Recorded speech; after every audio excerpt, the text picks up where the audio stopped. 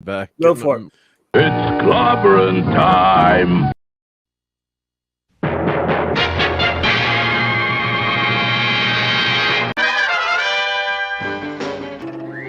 Atomic batteries to power. Turbines to speed. Roger, ready to move out.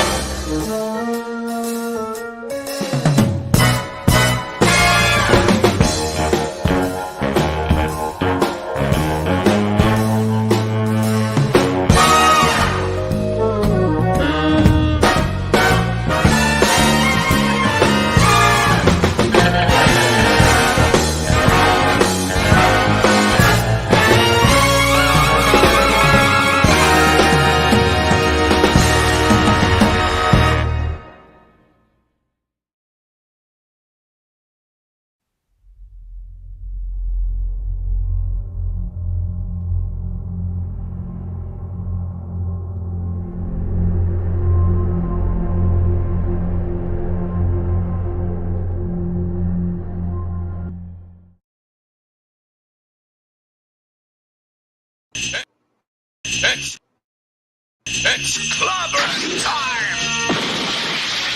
Clobberanimo! Greetings, clobberers, clobberanimos, clobberettes, clobberoids, clobberooskies, clobberians, clobbologists, and every other kind of club. And if you're not a club yet, the secret is to bang the rocks together, guys. Clobberanimo! We indeed. That's the best way to start off a show is we, except not with me saying it, but you understand.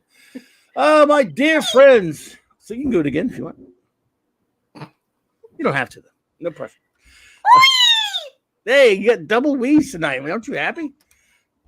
And no, don't make a joke. Never mind. I'm going to make the joke that I was going to make. All right. Clobbering Times issue number 681 coming at you tonight on a wonderful Thursday night. It is 681, I should say, on YouTube, 1,381 overall. And it is Clobby's Clubhouse 107. As in, like 7. Hey. So it's good to see you all, my dear friends who are gathering in the chat and out there lurking or watching on a rewatch or a download. However you're watching, we love you. We appreciate you. Thank you so much. And I, of course, as always, like to say hello at first, not only to you all wonderful people, but to the most amazing first officer in the fleet, my fantastic, beautiful, wonderful friend, Commander R.M. Briggs. What you say? What you say? Hi, best friend. I love you. Thank you for allowing me to be a part of your world and a part of your marvelous channel.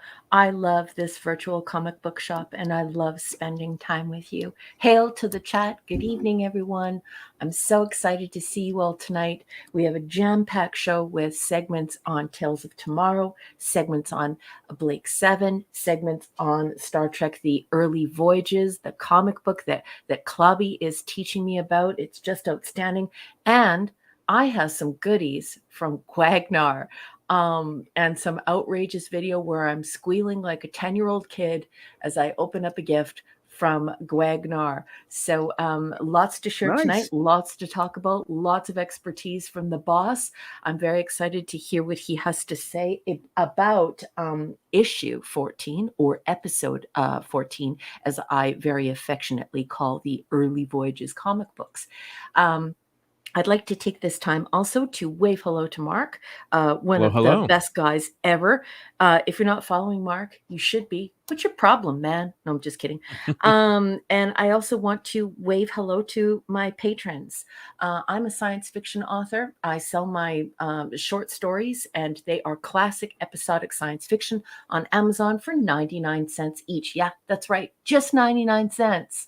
I'm not doing it for the money. I'm doing it because I want to break through and I want you to enjoy yourselves again and have really cool stories.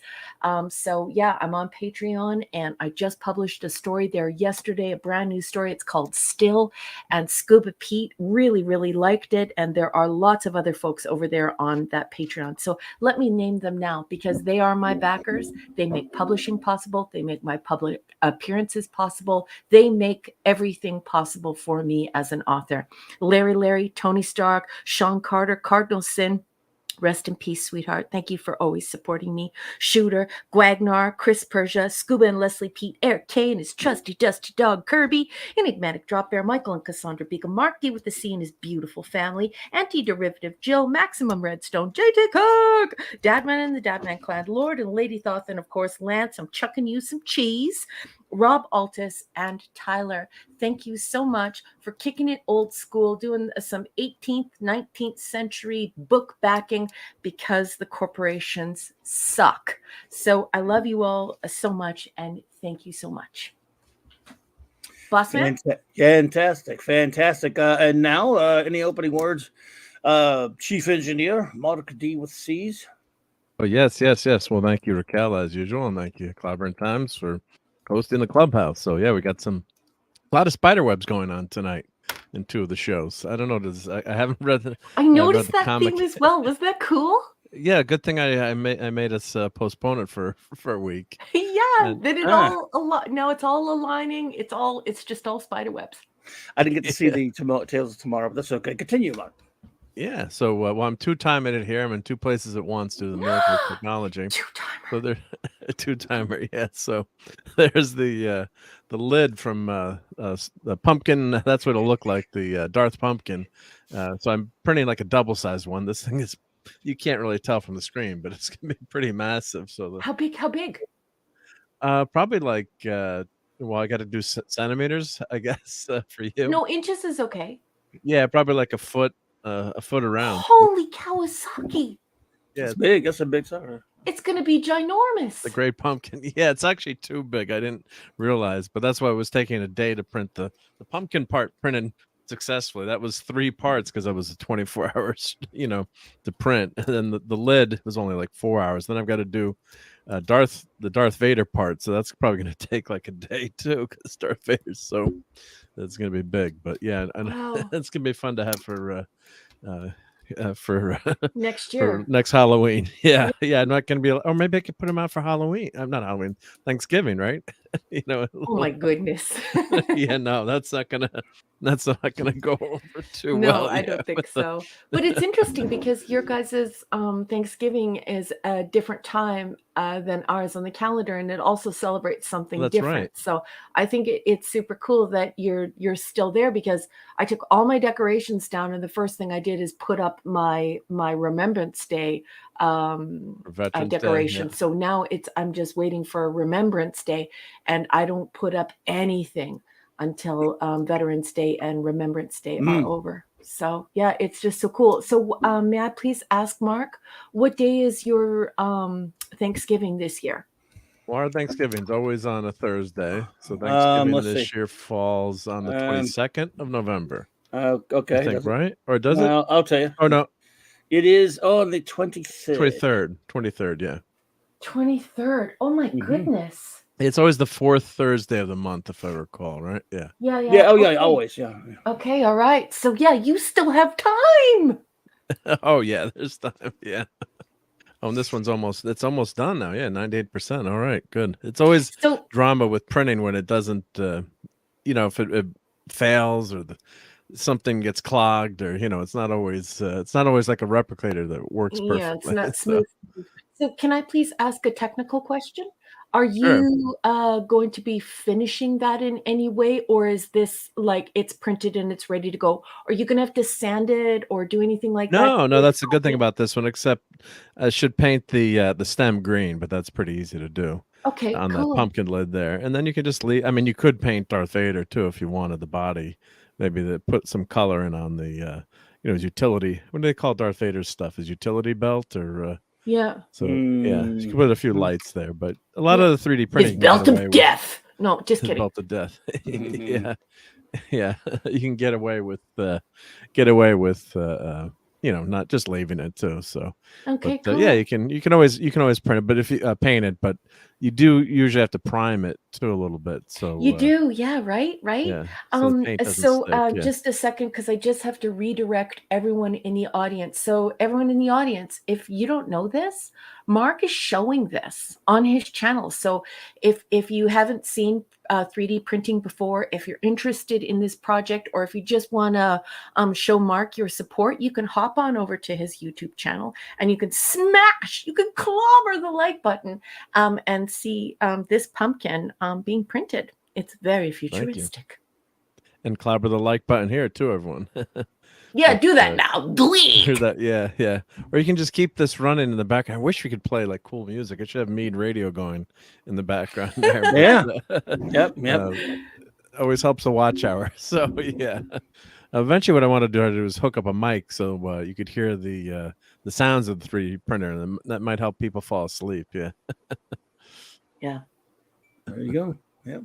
Well, thank you. Yep. Well, there you go. Let's see. How about some shout outs? Sorry. Let's do it, boss. What did finish? You said? It just finished. Yeah. All right. There you go. Just finished. Yeah. Ah. I got something from 6 coming through. 6.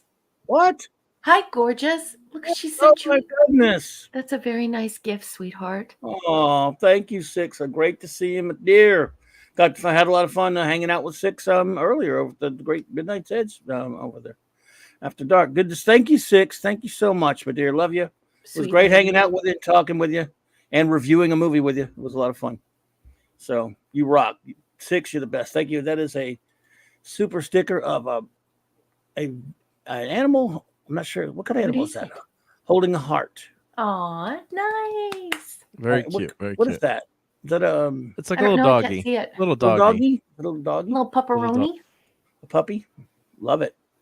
Well, you rock, 6. Thank you so much. I love you, dear. You watched that? Did you see that marvelous movie today? Both 6 and I both not only saw it, but we reviewed it like a couple of troopers. I hear that there's like there's a musical number that's fantastic, and you got up and were dancing in the aisles. It was so good. What? Well, I will tell you that it was really difficult to contain 6's in my enthusiasm for how wonderful the movie is. Yeah. She saw it too? And you should all go watch it right now. No. Stop what you're doing. No. Go to the expensive feature and spend all your money on it. No. Yuck. So I can laugh at you and say misery loves company. Anyway. Oh boy. Well, I'm going. If this makes you feel better, we're going for date night with another couple on Saturday. Way to ruin a date. Oh, that's gross. Why would you do that? Ew. Yeah, it's because my friend wanted to go clobbering times, right? So no, you said you weren't going to go, but you should have to suffer like the rest of us. So. Yep. So 6 says, "Love you all, honey. We love you too. Love you, 6. You're the best." Now shout outs and shout outs, or whatever we're going to call them now. Show notes and shouty outies. Let's see. By the way, I want to thank everybody who hung out with me last night on last night's Wildcard Wednesday night Doctor Who show from whatever it was. Where's it? Yeah. Anyway, different and Monday night. By the way, I had a lot of fun both nights talking. Doing my list yesterday. What a great crowd. I mean, it was an amazing crowd last night. No, you were all fantastic. Everyone who, I didn't know I had this many Doctor Who fans. I thought I was the only one. Or I knew there were a few of us, don't get me wrong, but a whole bunch of them. It was great, man. Appreciate it. So, yes, we're the only ones really celebrating the 60th anniversary, but yeah. Anyway, so shout out to our fantastic wrenches, of course. The great Eric K., the Bronze Wrencher. I don't know who's here or not yet, but we shout him out anyway. Chris Persia, Vindicator Wrench of the Great White North. Thank you, buddy, for all you do. Yeah, beautiful show poster tonight and using your social media to promote Clobby. It's really sweet of you. I love the posters and you're just so loyal. Just love you so much, Chris, and just everyone out there who helps to boost Clobby's channel. You guys are the best. Let's see. D. Bud Martin, the Wrench of Iron. Yay! Old chap. Lord Thoth, God of the Wrenches. Shout out to the lovely Lady Thoth as well. Avon lives. Long live the Legion, my friend. True. The great J-Man, my good old buddy, the Wrench Without Fear, partner in crime on Earth B, which is coming up this Monday for the B Monday of the month. Anyway, I'll mention that in a second. But then, and fellow reviewer extraordinaire, Kal-El, Stephen M. Kal-El, buddy. Good to see you, Super Wrench. Super Wrench is here. I think he's here. Maddie's daddy, Thor in Vegas, then the view of Wrench Mjolnir. That rascally Wrench himself, Fanty Outsider EEE. And Clobbering Time Zone, Music Meister. Maximum Redstone. Redstone, yes, what you said. Indeedy-ishness. So let's see who is here. Vithas in the chat. I got to run the chat back here because we like to call people out. We like, this is the clubhouse. We'd like to get everybody mentioned and shouted out. So, FKHC 2005. Hike. Good to see you, my friend. Fairfax. Hope you're doing well. He said you're going to watch some of it. Well, that's cool. Just good to see you. Gwagnar. Uh-oh. Gwagnar. What is up? Kimasabi, the great Gwagnar. Who will be mentioned again soon. Keely Chow. Roll that tide, buddy. Rolling. Let's Ooh, see. you've got a gift from Max. Max is Shooter. a gift. Max, oh, thank you, Maxler. What's up, buddy? Pew. They must come to us. They must. Little spoiler, little fourth. Spoilers. Foreshadowing. Thank you, Maxler. Appreciate it, buddy. Let's see. Up in here. All right. Where were I? Let me backtrack. That reminds me of the girls on the playground when we were little. Did you guys ever hear the little girls singing that song? Used to freak me out. I thought it was very weird. But little girls, like in the 70s when we were growing up, the cool girls would all stand in a corner together and they would sing, we must increase our bust. The bigger the better, the tighter the sweater, the boys depend on us. Holy shit. I didn't think I did hear that. Yeah, that actually went on when I was young. I was like, I think I heard that before. Singing? What is wrong with you? I think I've actually not. I'm kidding. I've heard that before. Yeah, the little girls used to sing that in the 70s, and they used to put their hands on their wrists, remember? And they would like do exercises or whatever. Very weird. Yeah, but did it work? No. Let's get the shout outs done. Jesus Christ. Sorry. There's no people. Some people just don't know how to behave themselves. That's what it's Sorry. In public. Started it, not me. Don't make me turn this podcast around. Oh, it's not a podcast. I'm sorry. This is YouTube stream. Jesus. But I'm not even kidding. I think I really did hear that before. Did I mention Shooter? I think I can't remember now. I've lost track of where I was now. Bob. Susan Eccles. Eckstein. Sorry. Hey, Susan. Good to see you. Thanks for stopping in. Brogu from my old hometown. What's up, Brogu? Carlos Megas. Hello. Well, my friend Dave C. Hey, Dave! Where have you been? Dave, so good to see you. Dave! Davey McDaveness. It's all right. Good to see you there. And I apologize for that. I hope I never say it again. I'm apologizing to myself for saving it. Oh, I'm apologizing to myself for saying it. It's that bad. Don Ranger Powers. What's up, buddy? Power Ranger. He's Ranger Power. He's not Power Ranger. There's a difference. No, well, sorry. Michael Beacom. What's up, brother? Good evening, Michael Beacom and Cassandra Beacom. I love you both, Beacoms. And Michael says in the chat, Raquel, I just read Still on your Patreon, and then I went to go and add it to my collection at Amazon, but it wasn't there yet. Or am I missing it? Michael, I have been releasing all of my stories to only my patrons. So you get to see everything before it goes public.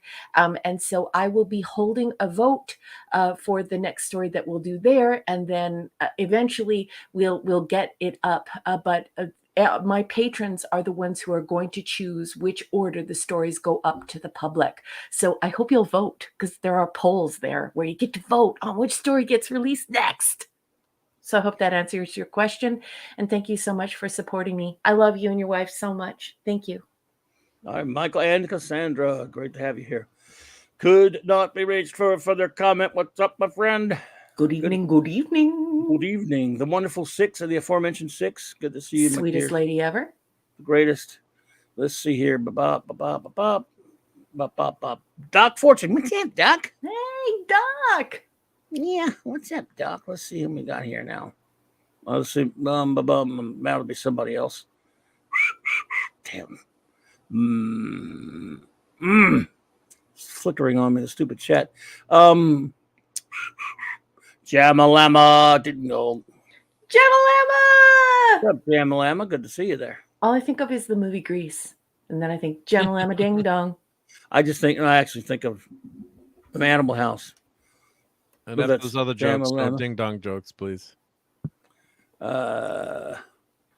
We go together. There we go. What is it? Ramalama Ding Dong? I don't know. I'm not a big Grease fan. I just remember seeing it when it came out. I didn't watch it. It's a girl movie. So, It's got Grease Lightning in it. It's got a freaking car. girl movie. Girly. I didn't watch that. That's a girl movie.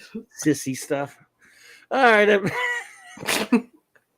Everybody. Yeah, there we go. Everybody shouted out. And then everyone else anyone who pops in later, of course, shall be shouted out accordingly. Yeah. So, what do we do first? I think did you want to show us some stuff afterwards, Raquel? You want to do it now? You can. Well, I sent it to Mark, and I don't know if he's had time to As I was doing the watch party, let me check here. Okay, and I could do it later. totally also embarrassed myself, but you have to understand something. I wasn't initially going to show this to the public. I was only going to show it to Gwagnar. Hey, Tom! Hi, sweetheart. It's Tommy. Yeah, Tom's Tom, here. what's up, Tom? Good to see you Fine there, buddy. Irishman. Yes, indeed. Tom Connors, Midnight Suns After Dark. Good to see you there, That is brother. right. Tom Connors. So you want to what were you saying? So, like, I made a total fool out of myself. Like, I'm giddy. Like, I'm squealing like a little kid. But you should see the stuff Gwag sent me. Gwagnar sent me like a gift package, like Okay. you geeks do, because geeks are the greatest human beings ever. And I received a geek package from Gwag, and Nice. it contains some of the coolest things ever. Ooh, hello, Drew G. Drew G. Hey. Yeah, Mark, look at it. You want to set Yeah, something where did you go to Twitter? Did it go to Twitter, Raquel? No, I sent it on the walkie-talkie. Oh, the walkie. WhatsApp. Can you get it from there? Yeah, I let me see. It's just the Hopefully I pictures. can. Let me know if you need to switch. You're not going to be able to fit them on Let me this see. number one. Let me see if it lets me. You're not going to be able to fit them on this one, so you can. Well, I can do the upload thingy jiggy. Oh, okay. All right. I think, yeah. Yeah. So we'll do that. When you guys want It'll to take me tackle like 5 minutes. Yeah. That's fine. You want to tackle Tales of Tomorrow first, or what? Okay, let's do it. Yeah, I mean that because I didn't get to see it. You guys did, so. Okay. Why Unless, don't I do that while Mark's doing that? And also, can I just stop and say, Mark, I love you. I'm sorry. Thank you. Unless you're busy, No, Mark, no I could problem. go ahead and trash Marvels real quick, and then you could do You that. could if you want. Do it. So do both it. of you. Yeah, that way I can talk about the other thing. Yeah, because I can't add anything to Marvels. I can't. Okay. Build it up. Sweet. All right, everybody. Here's Trash talk the Marvels. my in-depth, concise, deep dive, informative review of the Marvels. It sucked. Okay. So anyway, now what are we doing next? Let's what you want more? Gotta elaborate a little Yes! bit more than that. What?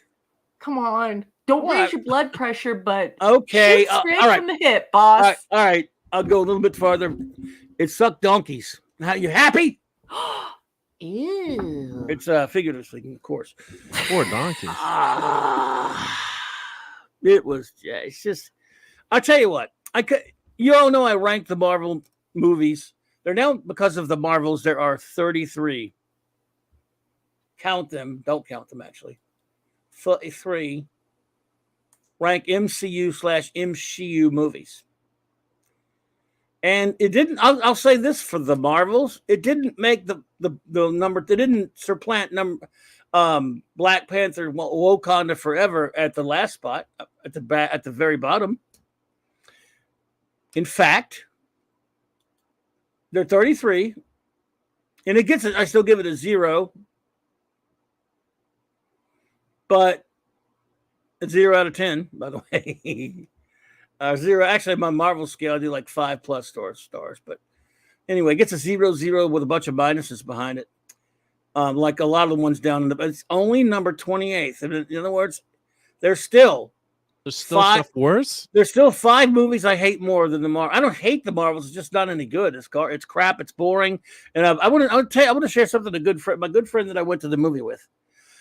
Without naming any names, one thing he said that was very interesting about me. Every time we go to these Marvel movies, and he's a splendid fellow, absolutely spiffing bloke, and but he's not me, in the sense that he's far more kind to these movies. Almost most of the time when we walk out of one of these movies, I'm ready to go, God, what a piece of... And he's like, I didn't mind it that much. He's just like some other person that's on this panel with me now, who's not Raquel.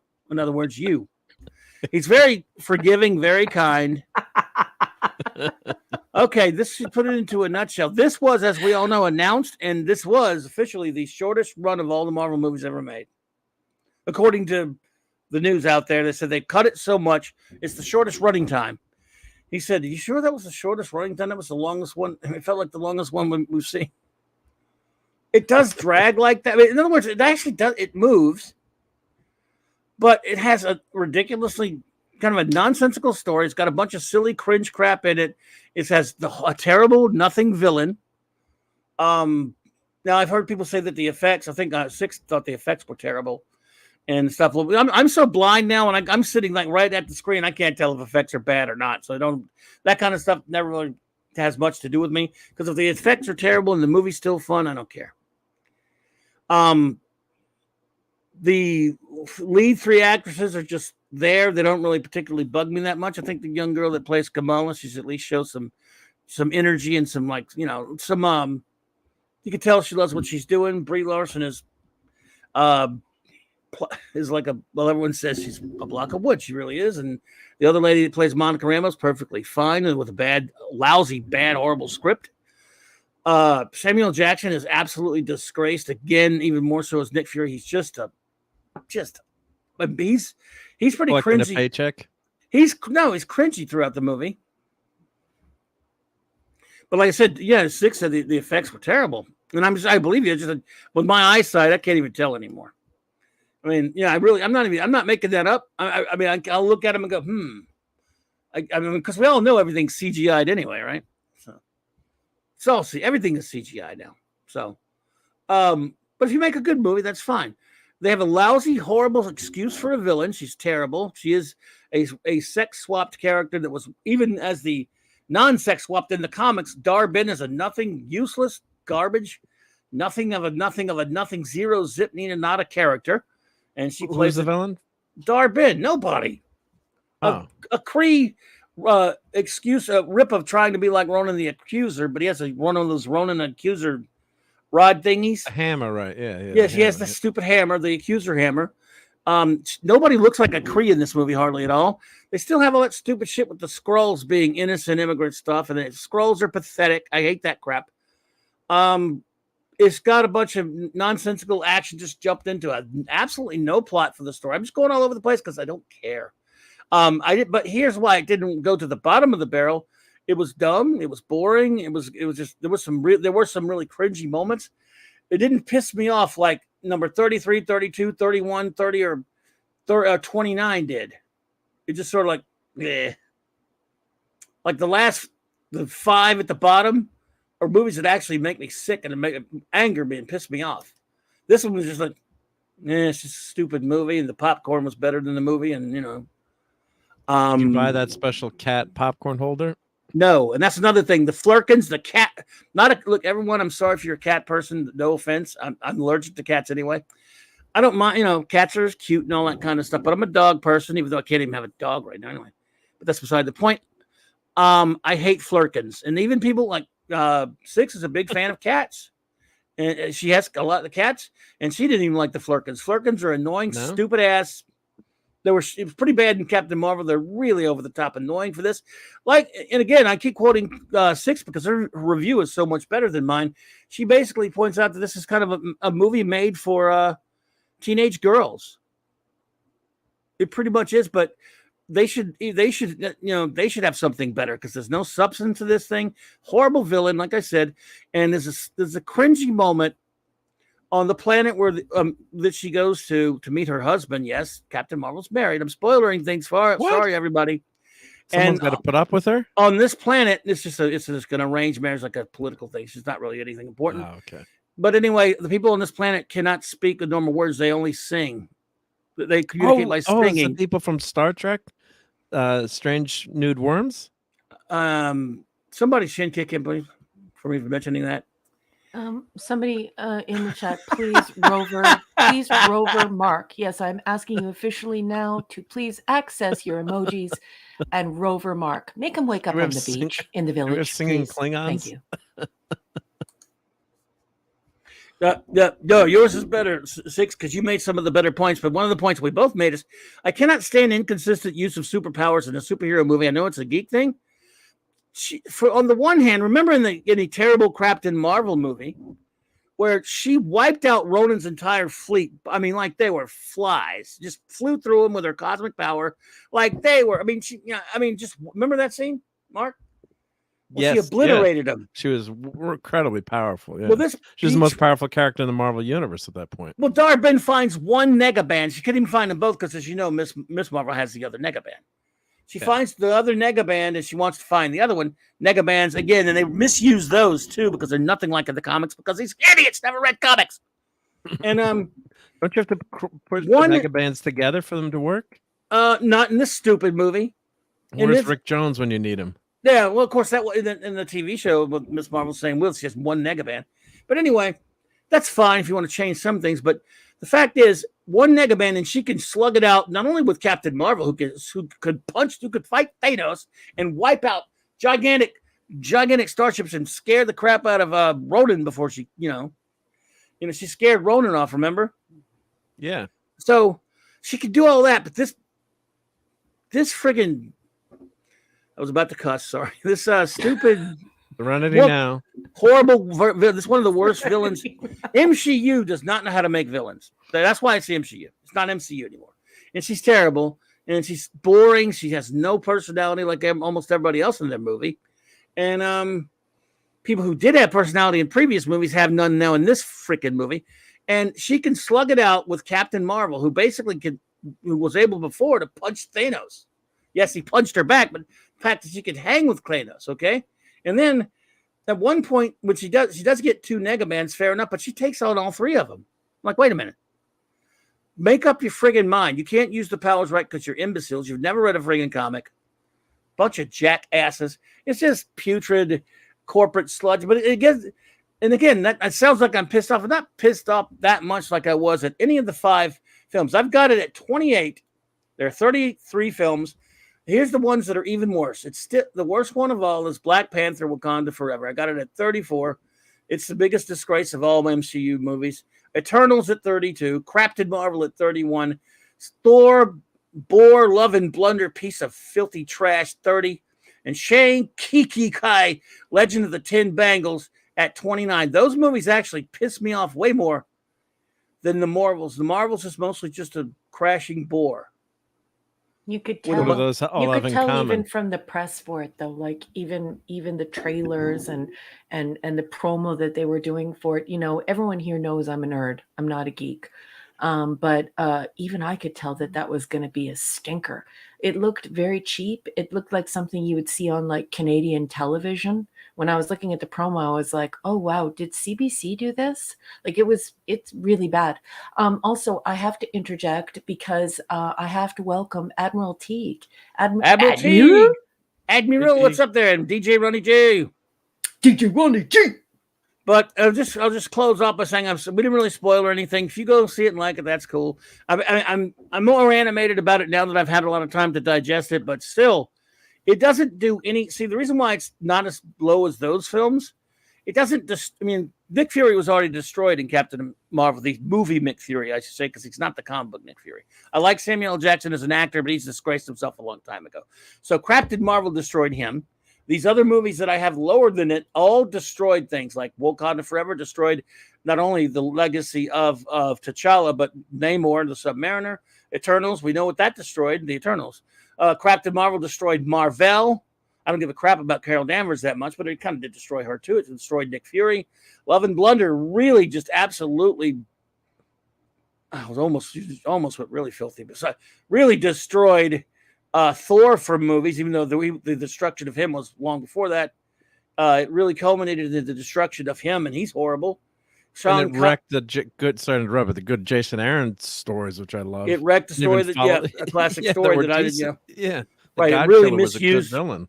It misused its classic story exactly that was well liked, and then Shang-Chi should not have the title Shang-Chi. The character is not in the movie. They have this little Simu Liu jerk face. Is not him. And they totally destroyed the Master of Kung Fu from Marvel. Those movies really destroyed things. The Marvels is just a continuation of putrid sludge. Wasn't Shang-Chi the first Kung Fu movie ever, though? Yes, it was the first movie with any Asian person ever. Don Ranger Power says, I love TV movies. No, I didn't mean to say anything bad about TV movies. It's just, for me, like when I was looking at the promo for this new Marvel thing with these three women, it doesn't even have the production values of Charlie's Angels, like when I was growing up in the 70s. For 300, didn't it cost like $300 million or something? Like it's just, you could, that's what I mean, Don. It's like you could tell it was going to be a real stinkeroony, Anyway. Yeah.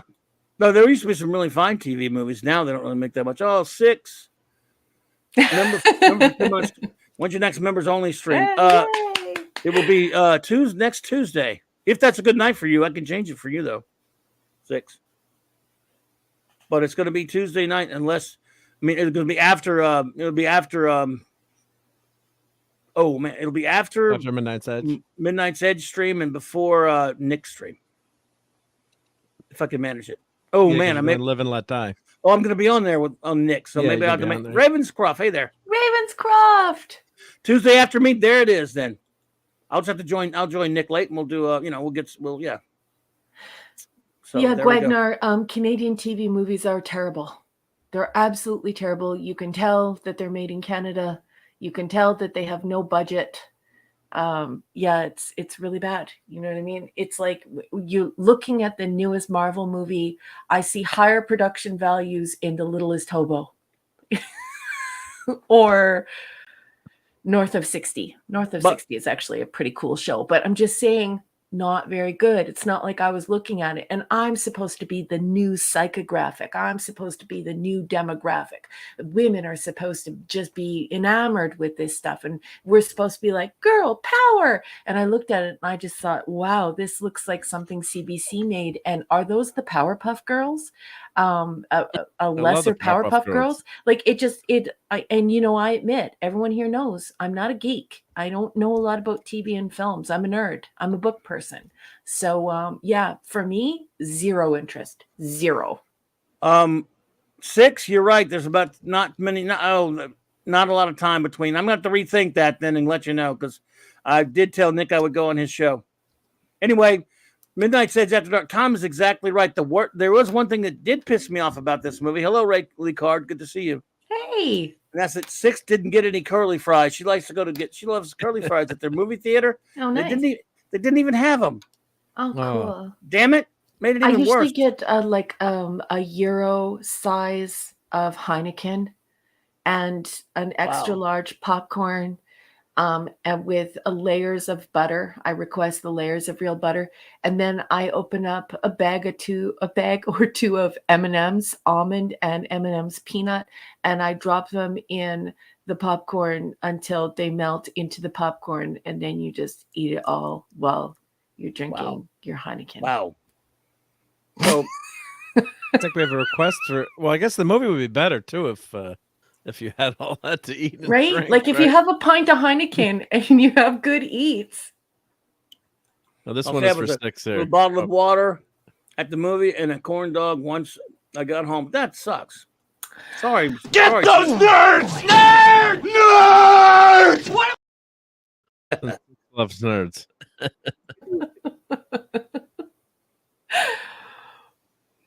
Did you get those pictures for Raquel? Or? Oh, I did get those pictures. Yep. Okay, we'll go for it. It's Before you so go for it, bad. yeah. It's so bad. Like, can you turn down your volume? Because this is me, like, actually being like who I am behind the scenes Oh. when I'm by myself. And I'm so ridiculous. I might just mute so I don't have to hear myself. But this is me opening up the package from Gwagnar yesterday. Okay, everybody. Gwagnar sent me a geek Okay. package. Okay, Well, everybody. go through the. Wait a minute, let me set it up. All right, everyone. Yep. Raquel just warned you. Be mindful of your sound. She says it's going to be loud. And go ahead and explain what it is now. Well, let me Mark? get the pictures. I'm getting the pictures up. So yeah, this. Okay. So I'll do the pictures first, then we'll do the videos. Yes, Okay. I think I have to play the videos separately. Yep. Okay, thank you. So here we go. Let me share my audio as well. Oh, Which normally I turn the don't do. volume way down. Just don't want to hear myself. We'll love it. All right, folks. Raquel gets a package from Wagner. Go. This is so cool. So, okay, so I open this up and I'm like, okay, this is just supposed to be a Legion ring. What is going on here? And so I took a photo and then I started unpacking it. And there were three distinct layers in this package with 4 different things in it. And I just loved it. It was great. Yes, Ravencroft. We're doing Blake 7 soon. We're going to do that. This after we do this and Tales of Tomorrow. Go ahead. Yeah, here's the care package. Yep. So we've got airspace. I like that. Yes. Free comic book day. Yay. Okay, so he sends me this, and inside is the coolest thing ever. It's something called Retro Fan. And Yes, I love this magazine, by the way. I collect this one. Okay, well, I've never even heard of it, and now I'm completely in love with it. So this one has a big thing on the Beatles, the Yellow Submarine. Nice. It has an entire feature on the creature from the Black Lagoon. It had another feature on The Prisoner, and it had a huge center story on Flash Gordon. So I have that issue. I love it. This is the coolest ever. Okay, so here we go. Here's the cover. Here are the layers, folks. Okay, so the first thing he sends me are these cool stickers. They say, "Oh my God, it's R2D2. I loved him in Star Trek," and then of course it's Doctor Who. So those are super cool. I love them. I got 2 of those, so I love those. Thank you for making those for me, Gwag. And then, look at what he sent me. I have that with me right now, and I'm not hanging around with all of you geeks is starting to affect me. I got so excited when I opened up Legion ring. So Gwag had this in his collection storage. He took it out of storage and he sent it to me so that I can do Dream Girl. And so I actually took the ring out and I was very careful not to let anything happen to it. But I started posing with it and it made my husband laugh. And he was like, "What are you going to do once you're in costume?" Did you fly? No, I wanted to fly, but it's a flight ring. I know. You don't know how to use it makes you fly. I know. So I just love it. I love it. I love it. So okay, so let's move on. So you took your wedding ring off to put that on? No, it's a big one. It's gonna fit perfectly over my gloves, over my silver gloves. With the black background, right? Yes, it's perfect. I'll show it to you. It was a giveaway for a while, at comic shops. I still have one of those, a couple of those. Yeah, it's the coolest thing ever. Okay. Awesome, yeah. And yeah, Gwaggy made those. Okay, so now I got to do the videos. Yes, please. Oh God. All right, so I guess this one's the first video. Lord help me, Jesus. Uh-oh. Get ready, everybody. Let me pause it. Let me make sure I have the volume all the way up to 11. By the way, what she meant is she's cosplaying the Legion of Superheroes character, Dream Girl. So yes. Gwag, she's a member of the Legion of Superheroes, for those who don't know. So Gwagnar sent her a Legion flight ring. Yes. Okay, here we go. Oh, God. Something arrived here from everybody's favorite creature from the Black Lagoon. Gwag! Gwag! God.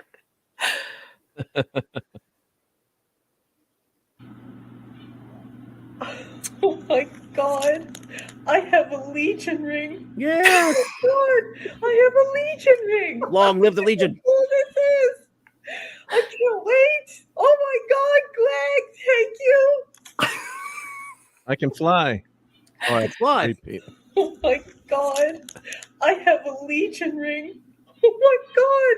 I have a Legion ring. Look at how cool this is. I can't wait. Oh my God, Greg. Thank you. Love it. There we go. Oh my God. Greg, what have you done? This is so cool. Oh my God. Look at this. Oh my God. You remembered after you told me that it was at the store in Calgary. It wasn't at the store here, and you got it for me. Greg, this is so generous.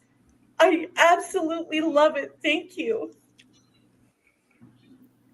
Oh my Okay, don't play your game. So Greg, now I have to ask Greg, should I open this? Like, this is the graphic novel collection. Yeah. So a while Read back it. in the clubhouse, we were all hanging out, and everyone from Calgary, because there are a lot of Calgarians here, a lot of people from Alberta, they were talking about the fact that the dollar store, which isn't actually a dollar store, it's just sort of more like an under $10 store in Canada, they had these graphic novels, and they didn't have them where I am. I'm further north. I'm more by Jasper, and Greg, he sends this to me, and so now I don't even know if I should open it. I want to read it. It's an Eagle Moss collection. It's Harlan Ellison's Nelson The one, Boob yeah. Grabbers, The City on the Edge of Forever. This is the original teleplay, and it's Yep. in a graphic novel, and it is all in plastic. And I don't know if I should open it. Should I open it? Yeah, you should open and read Yeah. it. Okay. Well, he just told me that I have to open it. Okay. Open it. I've read it too. So yeah. I wish I had a webcam. Okay. You don't have a webcam? You don't have a cam? Me either. No. Well, you gotta change that. I know. I gotta get one. Oh my God, Especially this for is these moments. beautiful. Oh, the colors. Oh my God. Is that the comic book adaptation of it? No, Yeah, this the is comic the book. teleplay. Yeah, but it looks like a comic, like it's a graphic It's novel. a comic book though. Yeah, Painted. yeah. Yeah, that's the IDW comic of it. It is. Yep. Oh my God. They this did. They I can show- adapted it Here, actually, I'll show a couple of panels from it because I do have that. because there have been printings of just the screenplay, but then and back in about 10, 15 years ago, 11, whatever it was, they did a comic book of it. Wow, adaptation does of it it. ever smell good?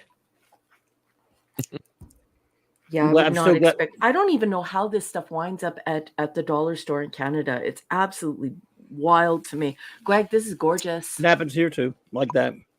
It I mean, I'm glad Roddenberry rewrote the story, but still, it's interesting to have that and read it. Oh, there's even Yes. an intro from Harlan, the boob grabber. Baboo, it. grab up. Oh, it's good.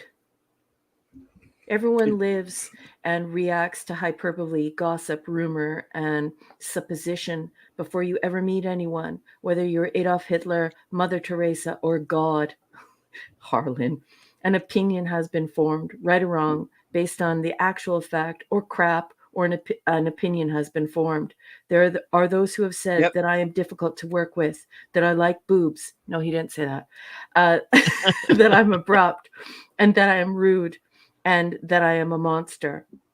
They may be right. I may be all of those things or none. Those who know me well will differ with that harshest of judgments, which I enter here so that you will know I am telling you the absolute truth. Oh my God, I can't wait to read this, Greg.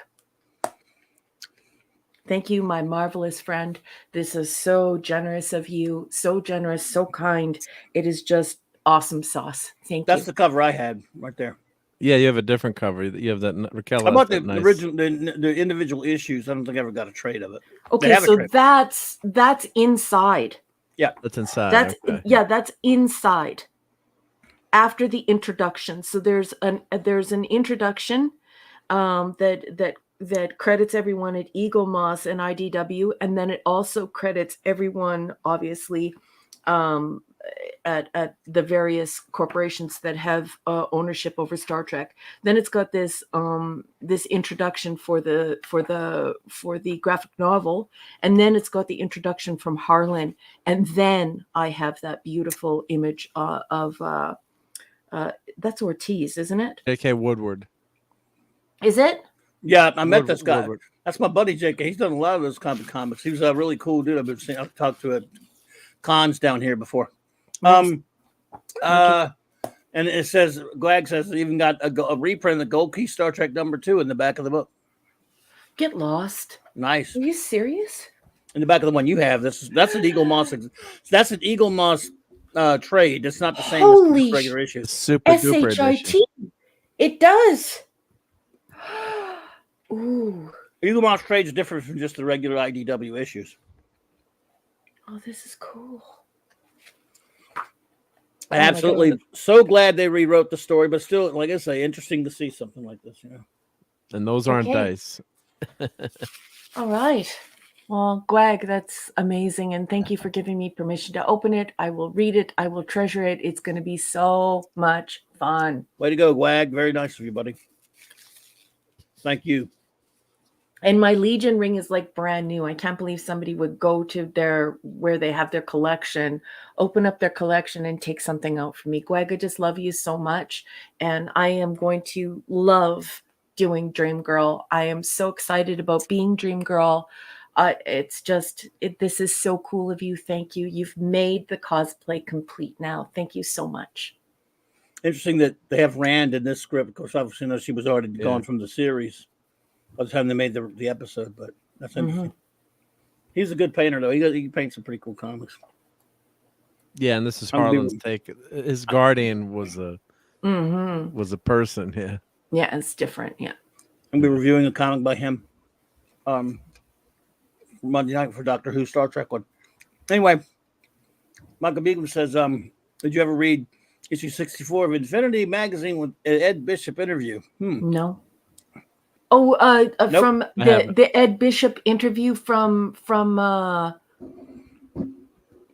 you talking UFO? Yeah, it's from a mag. It's from a mag called Infinity, which I don't think I've ever seen that mag here. Oh, anyway. I know that the Ed Bishop interview is in the front of the book that you bought me, Michael. Might be a different one, but yeah.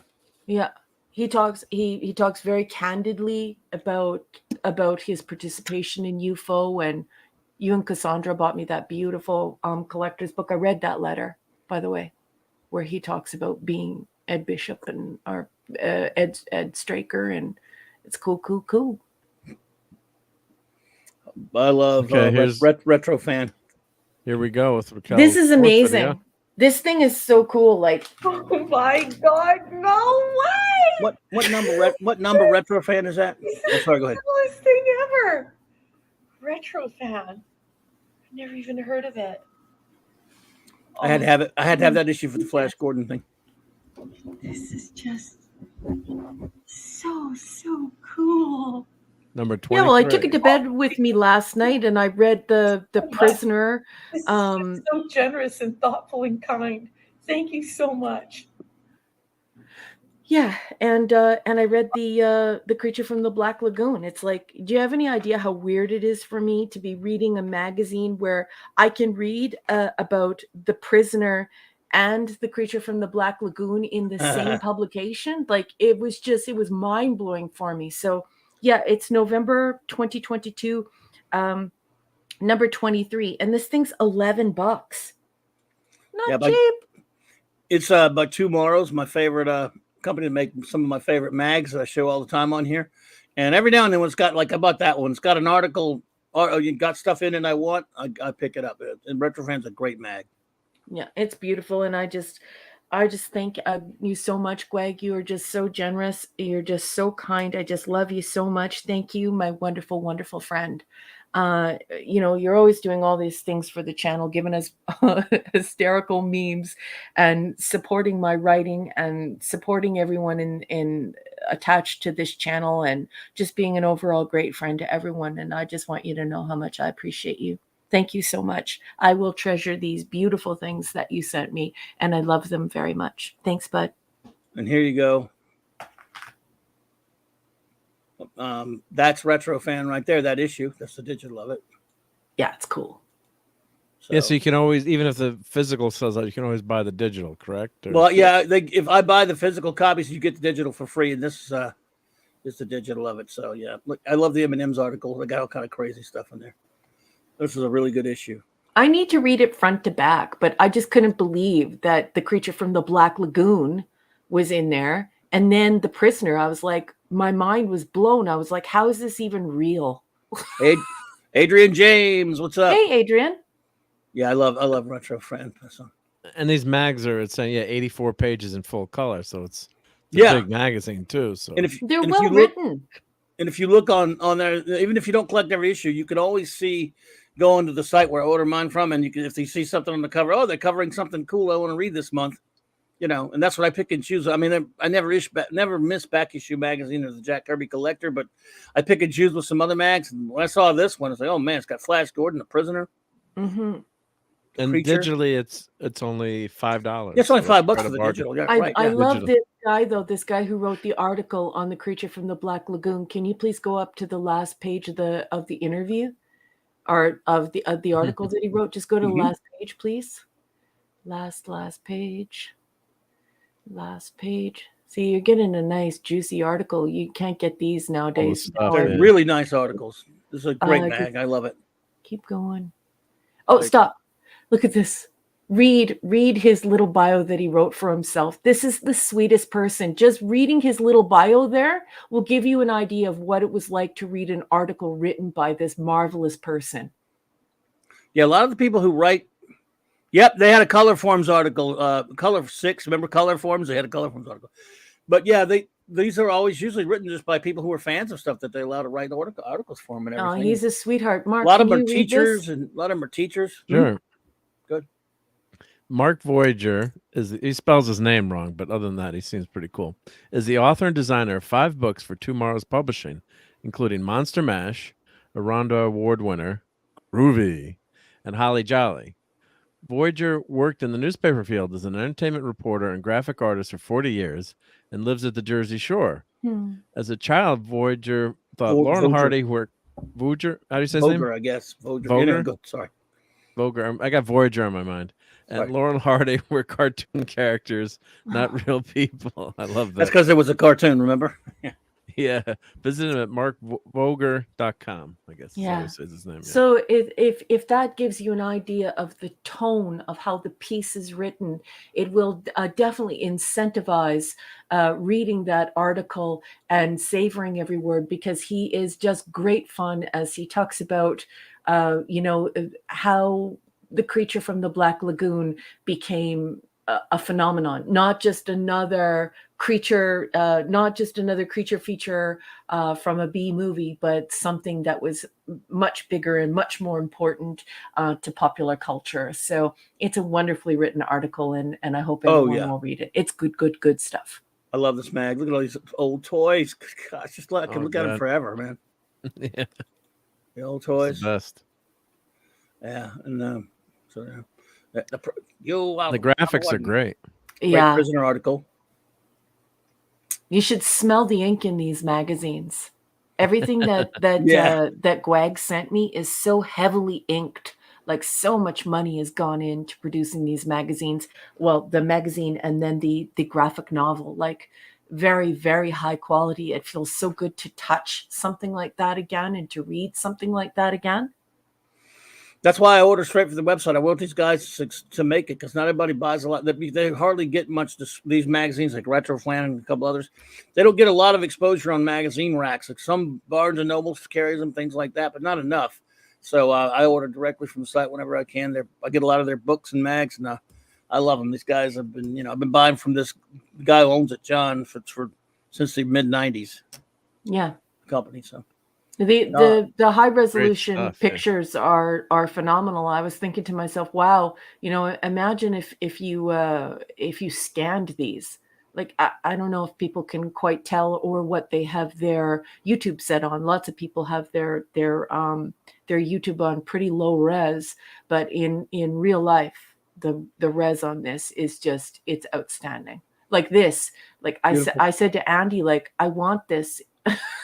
I'm not cutting it out of the magazine, but I want this. Look at how beautiful it is. And he did his, yes, honey. Yes, it's beautiful, honey. Does he like The Prisoner? Or does he know That'd what be a The great Prisoner is poster. now?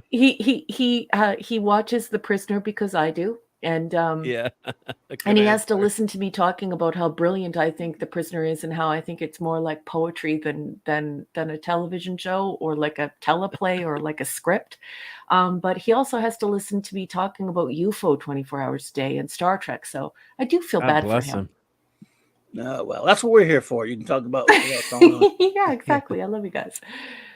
All righty. Well, we'll probably have to get down to business unless you got some more stuff to show, of course. No, that's it. And I just, once again, I just want to say thank you to Gwagnar for coming to my rescue, for providing me with this. It's literally a brand new Legion ring. I just cannot believe you would open up your collection and do something like that for me. I just think you're just the sweetest person going. And now I have that beautiful The City on the Edge of Forever teleplay in graphic novel form, and you've introduced me to Retro Fan, which I will be purchasing from now on thanks to you. So thank you for curating these objects for me and sending them to me. But the ring, so generous. Thank you, sweet human. I just love you. Thank you. You the man, Gwag. Well done, sir. Okay, folks, I think it's time. Let's see, to start our reviews. First up, of course, you want to go ahead and tackle Tales of Tomorrow? Yeah, let's do it. Go for it. I didn't get to see it, but you guys handle it. I'm right here. Yeah. Okay. I have the graphic here. It is right here, boss. In my slides. It's here somewhere. We'll do Blake 7 right after this, folks. There you go. Okay. I'll blow through this really quickly. Clobby, can you please give me a decent Tales of Tomorrow? Tales of Tomorrow. Oh, that was better than decent. That was excellent, boss. Tales of Tomorrow, folks. This is our final installment of Tales of Tomorrow. It has been a wild ride. We've had a beautiful time exposing you to these marvelous short stories. This was the inspiration. This is something that inspired people to make things like The Twilight Zone, The Outer Limits. This was, Arthur C. Clarke's first teleplay, or at least that's what they say. Many wonderful science fiction authors were first here on Tales of Tomorrow. And we've watched them all that are available, and now we're at the final one. Tales of Tomorrow, The Spider's Web, first aired on May 22nd, 1953. This is Season 2, Episode 40, according to the American IBD. IMDb. Sorry, everyone. And now I'm just going to go ahead and read a little summary that I have for it, because, of course, the one at IMDb sucks large. So let's just do it. A man wakes up on a bench. A man wakes up in a lifeboat on a beach. Jesus. There is a woman unconscious beside him. Her husband is missing. They are bedraggled. They sip water from a canteen. The man asks who put him in the lifeboat when the yacht blew up last night. We jump to a scene with another man collecting and examining a sample. It is the woman's husband. They are marooned in the South Pacific. The sample is a gigantic ant. The husband is an entomologist. They break camp to retrieve fruit and food. It is revealed that the wife wants a divorce. Now deep in the jungle, they discover army rations and an abandoned atomic testing facility. They are fatigued, so they're being worn out by being exposed to this atomic energy. They fight. The man asserts himself by pulling a gun on the obnoxious entomologist. The entomologist discovers a giant insect nest filled with oversized eggs. Everyone is frightened, and they work hard to return to the beach. They happen upon a gargantuan spider web. The web is absolutely mammoth. It has rope-sized webbing. They debate pushing on or moving through the jungle in the dark. They stray into an open area armed with the gun. The entomologist terrifies them by discussing the spider and just how big its anatomy, describing its anatomy and how big it would be. They argue over who gets the gun. We fade to black and we rejoin them, perched in the darkness. The spider approaches. They pump 5 shots into it. The woman passes out from fear. We fade to black again. Everyone has fallen asleep but the entomologist, who steals the gun and takes off. The woman wakes up alone, soon joined by the man. They're exhausted and terrified. They find a knife and a note. It is revealed that the entomologist left everyone on his team to drown. Remember that yacht? Because he believes in survival of the fittest. The 2 that are left over, they panic. They run for the lifeboat. They get to the beach. The boat is there. We fade to black and we return to a scene on the beach. The man has collected the army rations, fruit, and water, and he says it's enough for 20 days. He wants to leave. The woman protests leaving the entomologist behind, but they push off anyway. We hear gunfire from deep in the dark jungle. And I'm not going to tell you what happens after that because, of course, I want you to watch it. It is important to promote short stories. So please watch it. Now for my review. Okay, let's say thanks to Dave C for becoming a member, by the way. Thank you, Dave C. Hey! Thank you so much. Appreciate you. So we can bang this off quickly. I didn't think that this was very good. I didn't enjoy it. I didn't think it was super good storytelling. It just didn't come together very well. I didn't like the dialogue. I didn't like the fact that at the outset, it's not made clear what this other man's position was on the boat. At first, you think he's a passenger, and then you find out he's working for the entomologist, or you put that together for yourself. I like the woman, but I don't know. This story just didn't resonate with me, and I didn't enjoy it. All those films that you folks made me watch, those Hammer films, much better at conveying this type of story, but still worth a watch. Unfortunately, I can only give this last Tales of Tomorrow, a 3 out of 10. Mark? Ouch. 3. You didn't like Miles Morales in this one? Just kidding. But Miles Morales is Miles Morales. Spider-Man is Peter Parker. Yeah, a lot of spiders tonight, but yeah, it's not very well done, but it's an interesting idea. It's a takeoff on Them, giant ant movie. the atomic radiation of the 50s. Yeah. Was there to 1953. Hey, Putin's cat. Hey, Putin's cat. He missed some cool stuff, but you can always rewind after. But yeah. So this, it's a great setup for typical monster, classic monster movie or TV show, and they do a pretty good job in this scene where the giant spider comes, and this is basically a teleplay as they film this, so they use the camera to show the people's reaction, and they're they don't have a lot of money for special effects here, and I thought they did a pretty darn good job in terms of limited budget. You got the fuzzy wuzzy spider, giant spider here, but they don't show it that much, which is smart because then that's makes you more scared of the creature. Jaws not working or Bruce not working actually worked to that film's advantage because then they showed the shark less. So the one thing that was crazy was the setup here where you'd let, if you're married, I guess then you find out they're getting divorced, but you're not going to let your wife go in a raft with another guy like that. Well, I don't care what. They were all 3 of them were in the raft, but they don't make that clear. Like they wonder who put him in the raft, and then we find out that it was her husband. Well, no, she says Was she it grabbed her? it. Yeah. No, the husband. That's the whole point of this, is the survival of the fittest. So she said that she put him in the raft, and I always assumed there's another raft or the husband. But you're right, that wasn't well. They're all well 3, done. but But do you see how you have to pick up on that through the dialogue, and the audio It's isn't the too best on rushed. this, so it Yeah. is very rushed. What a great word to use as they try to explain what's happening. It is rushed, isn't it?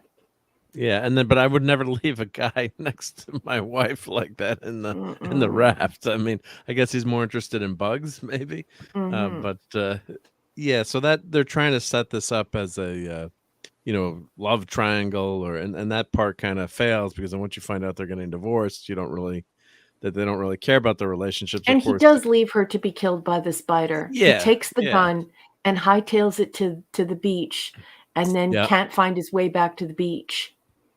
yep.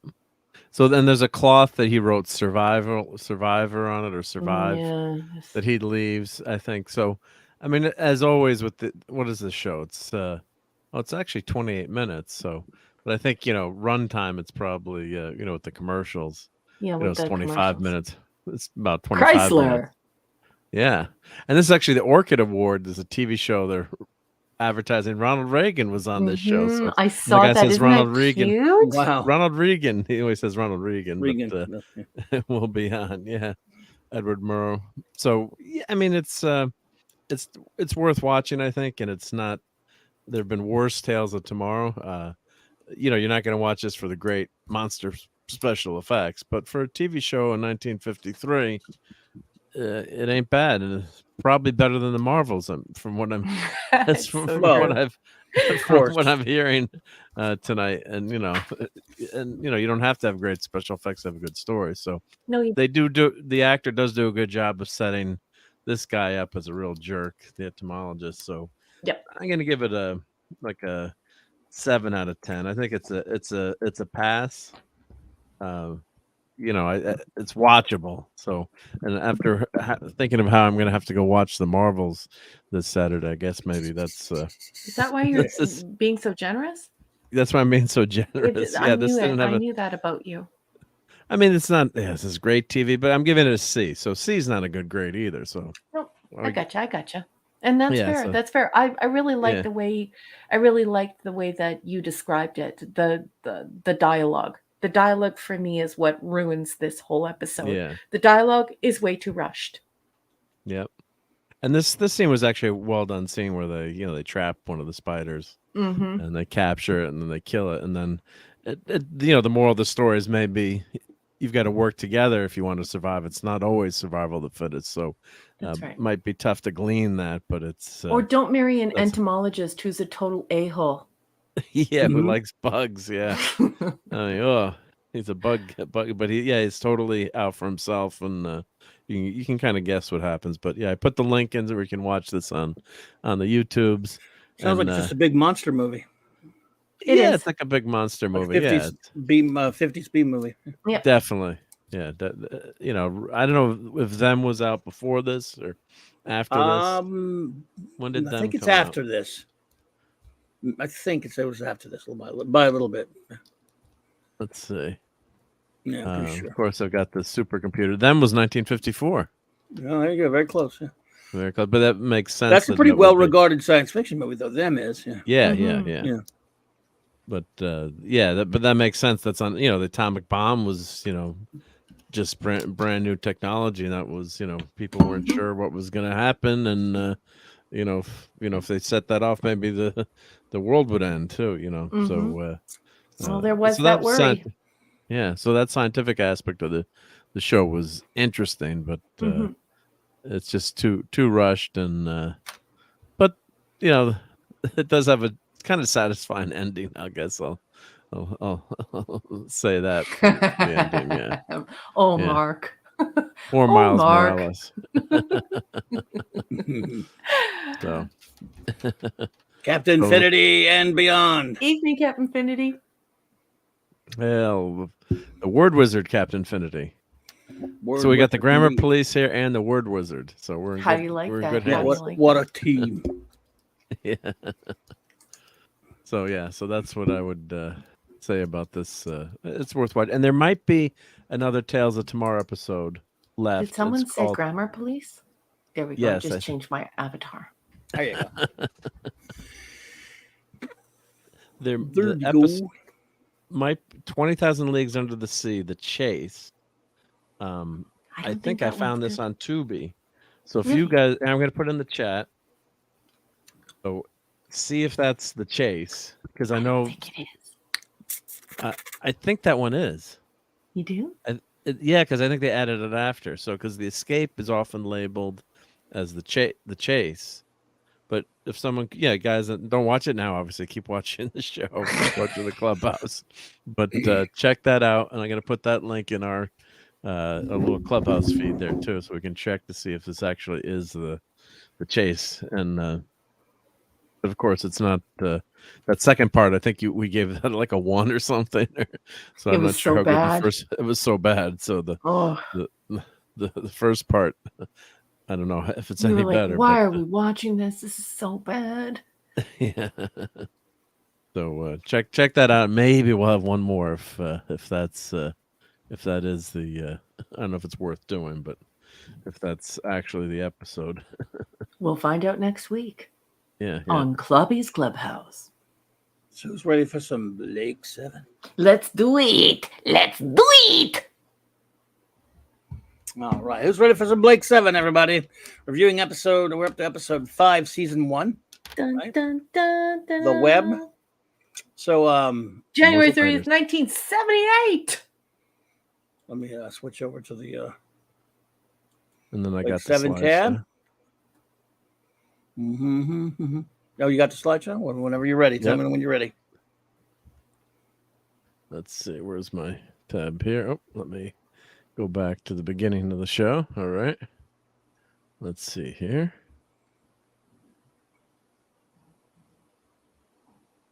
There we go. Okay. Tell me when you're ready. There, we're going. Yep, it's going. Yep. All right, episode. Here we go. Blake 7, episode 5 of season 1, The Web. It is, of course, written by Terry Nation. He wrote the whole season, directed by Michael E. Bryant. On my list, as you all know, I have all the episodes ranked. I did a show where I ranked and rated them all. And there are 52 episodes of Blake 7. I have the Web ranked at number 49. I'll give my rating after that. Let's put it like that. But I have a ranked at number 49. I'm gonna start doing that after we talk about the episode. So let's go to the episode. All right. As many of you may know, if you've been following along with us, if you've been reviewing Blake 7, or if you just know Blake 7, hello, the Tetrarch of Apathy. Good to see you there. Boss man, can I please interrupt? And I'm very, very sorry. I beg your pardon, but everyone, Michael Beacom is leaving. So everyone, wave goodnight to Michael and Cassandra Beacom. Thank you so much for joining us. Be seeing you. I will share that. I will share that, Michael. He sent something for you. So I will do that. Sorry, boss. Even with my dumb memory, hopefully I'll be able to remember that. But anyway, so episode 5, the first 4 episodes, the Way Back, Spacefall, Cygnus Alpha, and Seek, Locate, and Destroy were very much like one big foundation setting episode. But really, you could probably say the Web is continuing to do that. The whole season, maybe some would say, or the whole first half of the season. The Web basically is Blake and crew are out after the events of Time Squad, which was episode 4. The Liberator crew is just kind of they're on sleep period for most of them. Jen is on the bridge, and something's wrong with Callie. Callie's walking around. She seems like she's in some kind of a daze. She smacks Villa. She starts messing with certain things on the ship, even goes learn some things about the deflector shields from Avon while he's working on them. And eventually, of course, we find out that she not only attacks Villa, she sets up the deflectors fields that she sabotages the deflectors, which the crew doesn't know at first. So Jenna calls Blake, wakes him up, says, "Come to the bridge, something's wrong." And then eventually, we find out that Callie is not quite herself. She's attacking the crew. She sabotaged the ship, and she's being controlled by something. They must come. Anyway, that loses something in translation. And basically, eventually, when they're able to capture her, she's burned her hand working on the sabotaging the deflectors. Once they're able to capture her and subdue her, they can tell. Jenna knows right away that she's not Callie. So they lock her away for a while, and then basically the ship can't see where they're going. They're flying blind. They're afraid they're going to bump into something. They don't know what's going on. Doesn't help that Zen is being on one of his usual knowledge must be get. In other words, he won't help them. Put it like that. That's if you've seen the episode, you know what I'm talking about. So Zen won't help them. They're heading somewhere, flying blind. Look at Callie. She's so sweet. I love her. And not right there, though. She's possessed. So the ship eventually, what's it? This Avon and Blake are kind of at it a little bit. We find out that they have to basically go. Well, I'm just going to cut to the chase, make it easy because we're going to get to the episode. We'll get through it quickly. They find out eventually that they're being pulled towards a certain planet, toward a planet. Before they're able to get their vision back, the Jenna is taken over. Jenna is controlled by something. I won't say exactly what yet. And she, takes the ship to a remote world where they get surrounded by this webbing in space that they can't break out of. It's called the web. After all, this extraordinary, so powerful it can hold a mighty starship like the Liberator. These beings are communicating with them through Jenna, and basically they want Blake to come down and negotiate with them. Blake goes down to the planet.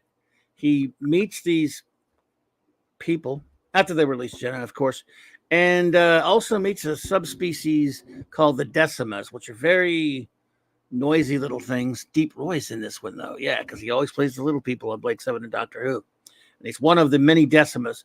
They attack Blake, but he gets inside with these two strange-looking humanoids who basically tell them what they need. They need a power source. The photonic power cells are drained. That's why they dragged the Liberator. They were able to contact it over a great distance telepathically, because we start to find out, as Callie suspects, that her people, the Aranar, had cast out these beings called the Lost. They were labeled the Lost. And so, hello, Dad Man. Good to see you. Dad Man of the Dad Man clan. Dad Man. Callie suspects that she's being drawn there. They were being drawn there by someone of the Lost, which are legendary, almost mythical people that left Aron a long time ago. They're of the Aranar. They're telepathic. That's why they were able to latch on to Callie so far out into space, I guess. And why they were able to, control Jenna. They're pretty powerful. Well, they're sort of like a Gestalt being. Anyway, but they are controlling these genetically grown humanoids who tell Blake that the Decimas were a result of an experiment. And these Decimas are quite a few of them. They're little short, little latex-covered little people, little amphibian-type people, or whatever you want to call them. And they were created by the Lost. And the Lost, of course, just says the experiment went wrong, so he wants to wipe them all out. The two beings turn out to be creations of the Lost. We are spoilering, right? Like we always do. Yeah, spoiler. Yeah. So makes a deal with Blake. Blake makes a deal to give them plutonic power cells if they will then in turn use them to blast away the web that is holding the Liberator in motion, because the Liberator is kind of worried when they can't see, their detectors aren't working. There could be Federation pursuit ships out there. And of course there are 5, as a matter of 5 or 6, something like that anyway. There are Federation, once they get their eyeballs back, there are Federation pursuit ships. You have it ranked at 52, dead last, Max. Wow. Animals may have Serverland, but it's still 52. Come on, man. We'll argue about that one day, I promise. Matthew Pounder, good to see you. So the Lost, they make a deal, but Avon, who beams down with teleports down with the cells, is informed by Blake that he doesn't want to give it to the Lost, give the cells to the Lost, because they're going to use it to destroy the Decimas. He doesn't want them. Blake in his infinite altruism and his idealism certainly does. And again, it's very. I mean, I'm not knocking and making fun of him for that. It's a very good stance to take. He doesn't want to wipe out an intelligent race, even though they're very savage, but intelligent race that could evolve and all that kind of stuff. Blake doesn't want to wipe him out. Avon doesn't give a shit, which I and he says, look, if it's between the two of us, certainly even your irrational, whatever, you can see that it's us or them. But Blake says no, he wants to try to strike a new deal. And then, Avon says, we got to be quick, Blake. There could be Federation's pursuit ships out there. But, Blake, he likes risking everybody's lives. But they get lucky as they're outside and, of course, taken inside by the humanoids that work for the Lost. And they're threatening to hurt Avon if he doesn't give them the power cells. They decide to go inside and give them the power cells, but they didn't know that a bunch of Decimas had snuck in. And once they get in there, the Decimas attack the two humanoids, slaves of the Lost, start wrecking the place. And Avon and Blake are able to use the cells to destroy the web. And then they got pursuit ships on the way. Avon then says, "These are what you want to protect." And I goes, "They're fighting for their lives, isn't everyone?" Some great lines in this. Otherwise, so episode, at least in my opinion. And all is well. They end up going back to the Liberator and have one last little argument when Blake says the lovely altruistic words, "You can't separate living beings. Being alive involves them together." When Avon says, "I could not agree with you less." He says, "It's a fact of life." I'll tell you a fact of life, Blake. Change is inevitable. Why else do we fight, Avon? And in the episode, the music comes on. And yes, I got that out of my system. I got to quote some lines from the episode. And that is that for the web. Cool. Well done. No, I was all over the place. That was horrible. But go ahead. No, it was wonderful. I left a lot of crap out. I just wanted to hurry. No, you don't have to hurry. Everyone loves hearing you talk about Blake 7. Nah, I just like to, an episode like this, and that's what it's been, get it all out there. But you have some notes, I take it. I do, boss. I do. Okay, so this is what I wrote down while I was watching the show. This is only the second time that I've watched it. This is a horror movie opening. It's extremely creepy. This is 1978. And people, when I talk about how horror was especially awful in the 1970s and very, very creepy, that sticks with you, this is an example of it. Especially if you were very young and you're hearing, "They must come to us. They must come to us." You're just trying to scare the crap out of kids when they're little. It is creepy, yeah. It is super creepy. Like in the 1970s, the horror was the worst horror. Like we had terrible horror in the 70s that would ruin you for horror. Like if you grew up in the 70s, I don't mean you're like one of those kids who was born in the 70s and you grew up in the 80s. I mean, if you're one of those kids who grew up in the 70s like I did, you know what I'm talking about. The horror movies were so bad that there's no way you could watch horror after that. It's just too scary and it just lingers with you forever. Anyway, I love that Gan saves the day by disarming Callie, of course, because everyone knows I love Gan. Gan is Little John and I just love him. I love the quote, "Automatic reaction. I'm surprised as you are." Avon to Blake after Avon saves a Blake's life. I love that line. I'm not surprised, he says. Yeah. And I love when Avon insults Gan by calling him slow. But then I wrote in my notes, "Avon, don't pick on my Little John." Avon's an a-hole. Referencing, Robin Hood, because that's who Gan is. He's this amazing, brilliant, sweet, kind giant. Anyways, Jenna's possession is creepy. It scares me, especially when they alter her voice. I'm glad I did not watch this when I was a kid. I would have thought Blake 7 was super scary. And then let's talk about the crazy mud cabbage munchkins. They look like peens, and so they're pretty funny. Just bizarre costumes, but they're also very unique. And I have there were to say, Ewoks gone wrong. well, I have to say that these are that the first time I watched this show, there's absolutely no way that I would have made fun of the Decimas, because I actually think that the Decimas are an incredibly brilliant idea in story writing. And I mean that like as a the idea is good, yes. Yes. as a science fiction author and as a scholar, I'll lay my reputation on the line by saying that the No, they are. decimas are an amazing idea for science Yes, fiction, yes. especially when you look at the philosophical consequences of them. I didn't feel Agreed. quite as strongly about the episode the second time that I've watched it. This tissue regeneration creature, this enzyme that is placed on the hand and it dies as it heals. This is incredibly cool. This reminds me of Pan's Labyrinth and the idea of that root. I forget what the root's called. It's used a lot in Gothic horror. The root. Anyways, people will know what I'm talking about. The fact that as it is bestowing life, it itself, it's dying. And so that's the trade-off. So the tissue regeneration creature I thought was just brilliant, really, really good. And just a terrific idea. And I really like this idea of an experiment gone wrong. And my final notes are: this is a very weird, very creepy tale. It doesn't have the amount of snappy dialogue that I come to expect from Blake 7.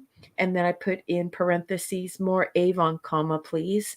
And then I put the Decima creation is a brilliant science fiction idea for philosophical discussion. So the higher-minded, nerdier, more academic discussion on the ramifications of creating beings that would become, these sentient beings instead of them just being clones or like, do you know what I mean? Like Sure. in science fiction, people usually make these sort of tissue donation things, either a huge deal where they're identical to the person who they're meant to replace, and so that gives you this eerie feeling. Well, this flips that idea on its head, doesn't it?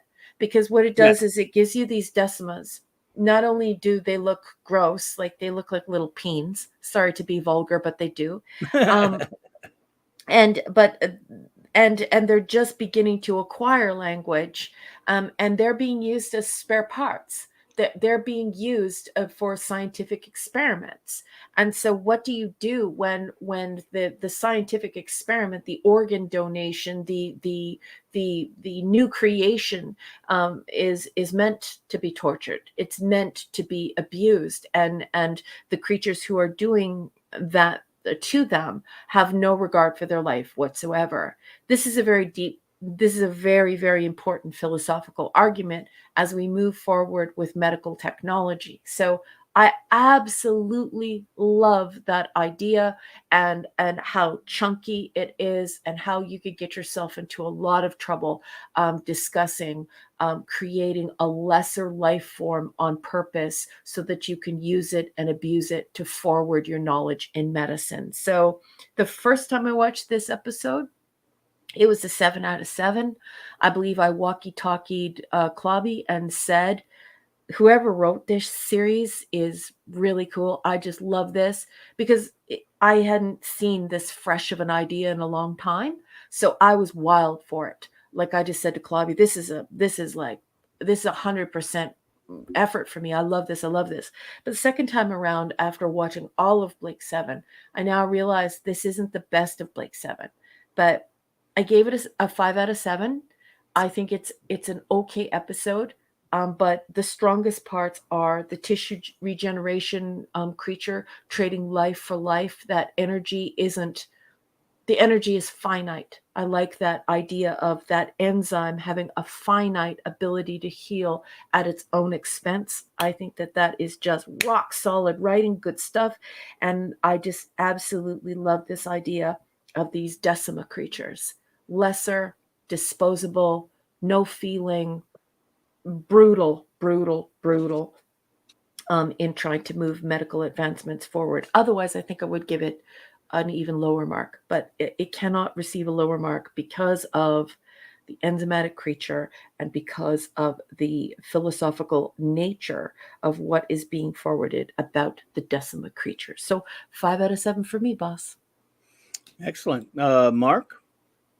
Yeah, and second the first time I watched this, and I remember talking to you, I'm like, oh wow, this is really a bad episode. I mean, after the first four, it's a letdown, but on a little kinder to it on the second watch.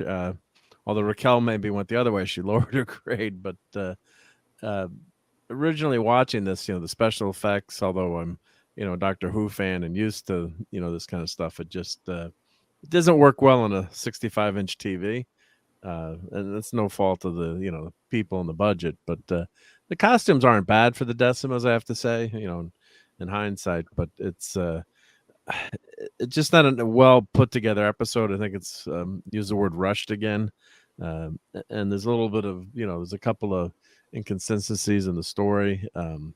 But it has good moments too, and good quotes. All those good quotes. I didn't have a chance to clip any of those good ones, but especially the end of the episode, and the Avon, of course, and Blake, going at it, and of course, What? uh, Larry. Larry! oh, good, Sorry, both Mark. Larrys are here. That's okay. No, I'm glad both Larrys made it. But I love Larry. Hi, Larry.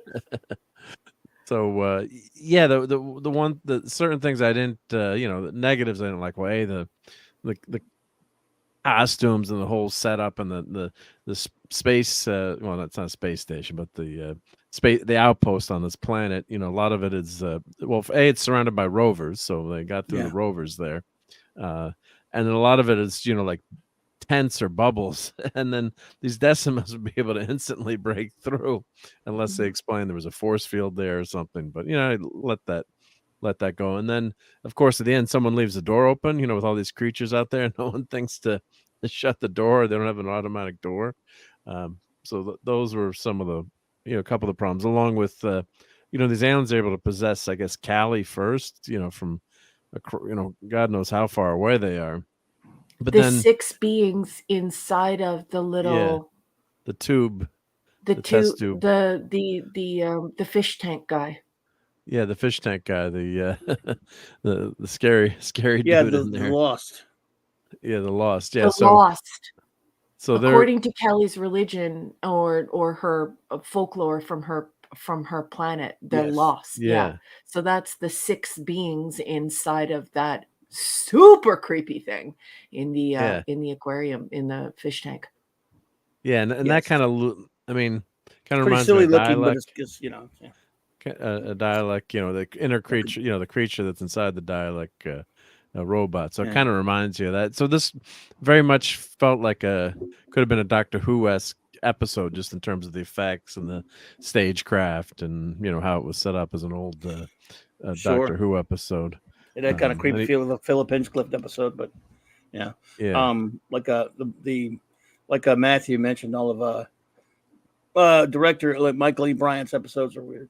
So Yeah, Yeah. I love Matthew's comments. Matthew, I didn't get a chance to say hello to you earlier because I didn't want to interrupt Clobby, but hi, sweetheart, it's good to see you.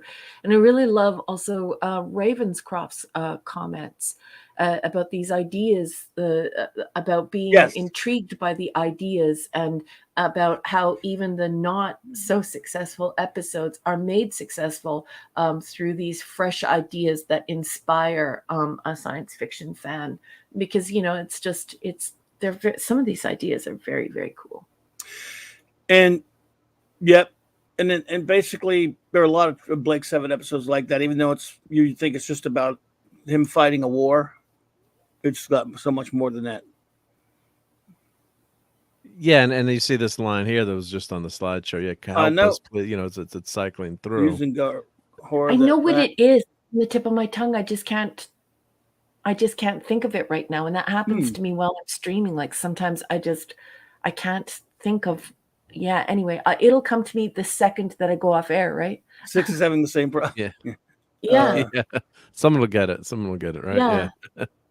Yeah. But I just love that idea, because here, instead of it being that root that is often used in witchcraft and in Gothic horror, it's it's this enzyme, and I just love that I love that. I think it's so cool. Healing, as it heals you, it's dying life for life. Yeah, no, that was excellent, and the other part that I really loved was Avon tricking the Liberator to repair what they needed to repair by destroying it, completely Yeah. destroying it, and that was just so well done. The typical Avon.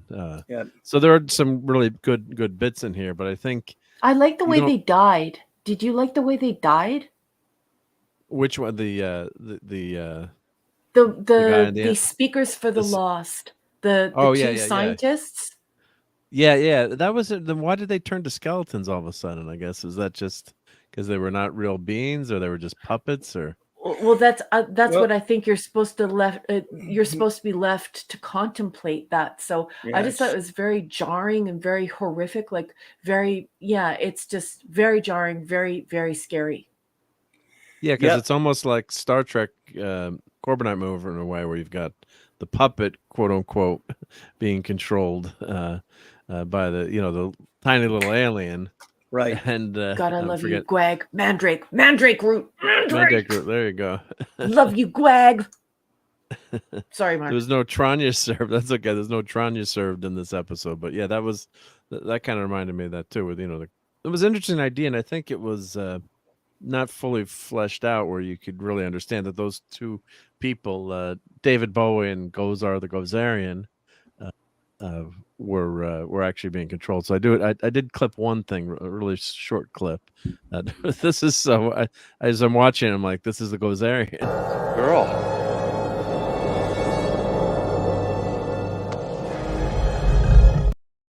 So yeah, it's whenever I ask you if you're a god, always answer yes. But God, I love that movie. I love it too. Really, I didn't know you loved that movie. I love Yeah. it. I had no idea. I love that you love it. Ravenscroft, private little boarhead. It was some kind of healing root type thing. Yeah, I mean, it was different from this though. This was something that was a bit different Yep. than the one they used in Yeah. that. But yeah, I guess they did Mhm. use a healing root type thingy. Yeah. yeah, But that was good so sci-fi. like the mandrake root in oh boy, now that movie's name slipped my mind because I'm forming my thoughts here. Pan's Labyrinth. Okay, so the mandrake root in Pan's Labyrinth, it's like it is used as a life force under her bed. But you can read about mandrake root being used uh, uh, like for life-giving properties, and so I use that as an anchoring to the concept of this enzyme, this enzymatic rejuvenation or regeneration creature. I really like the fact that, and this is where I'm coming from for the folks at home if they're wondering why this is such an important concept to me. It's that the energy isn't magic. It has to come from somewhere, and the energy is finite, and so it's not magical. And that makes it even more science fictiony.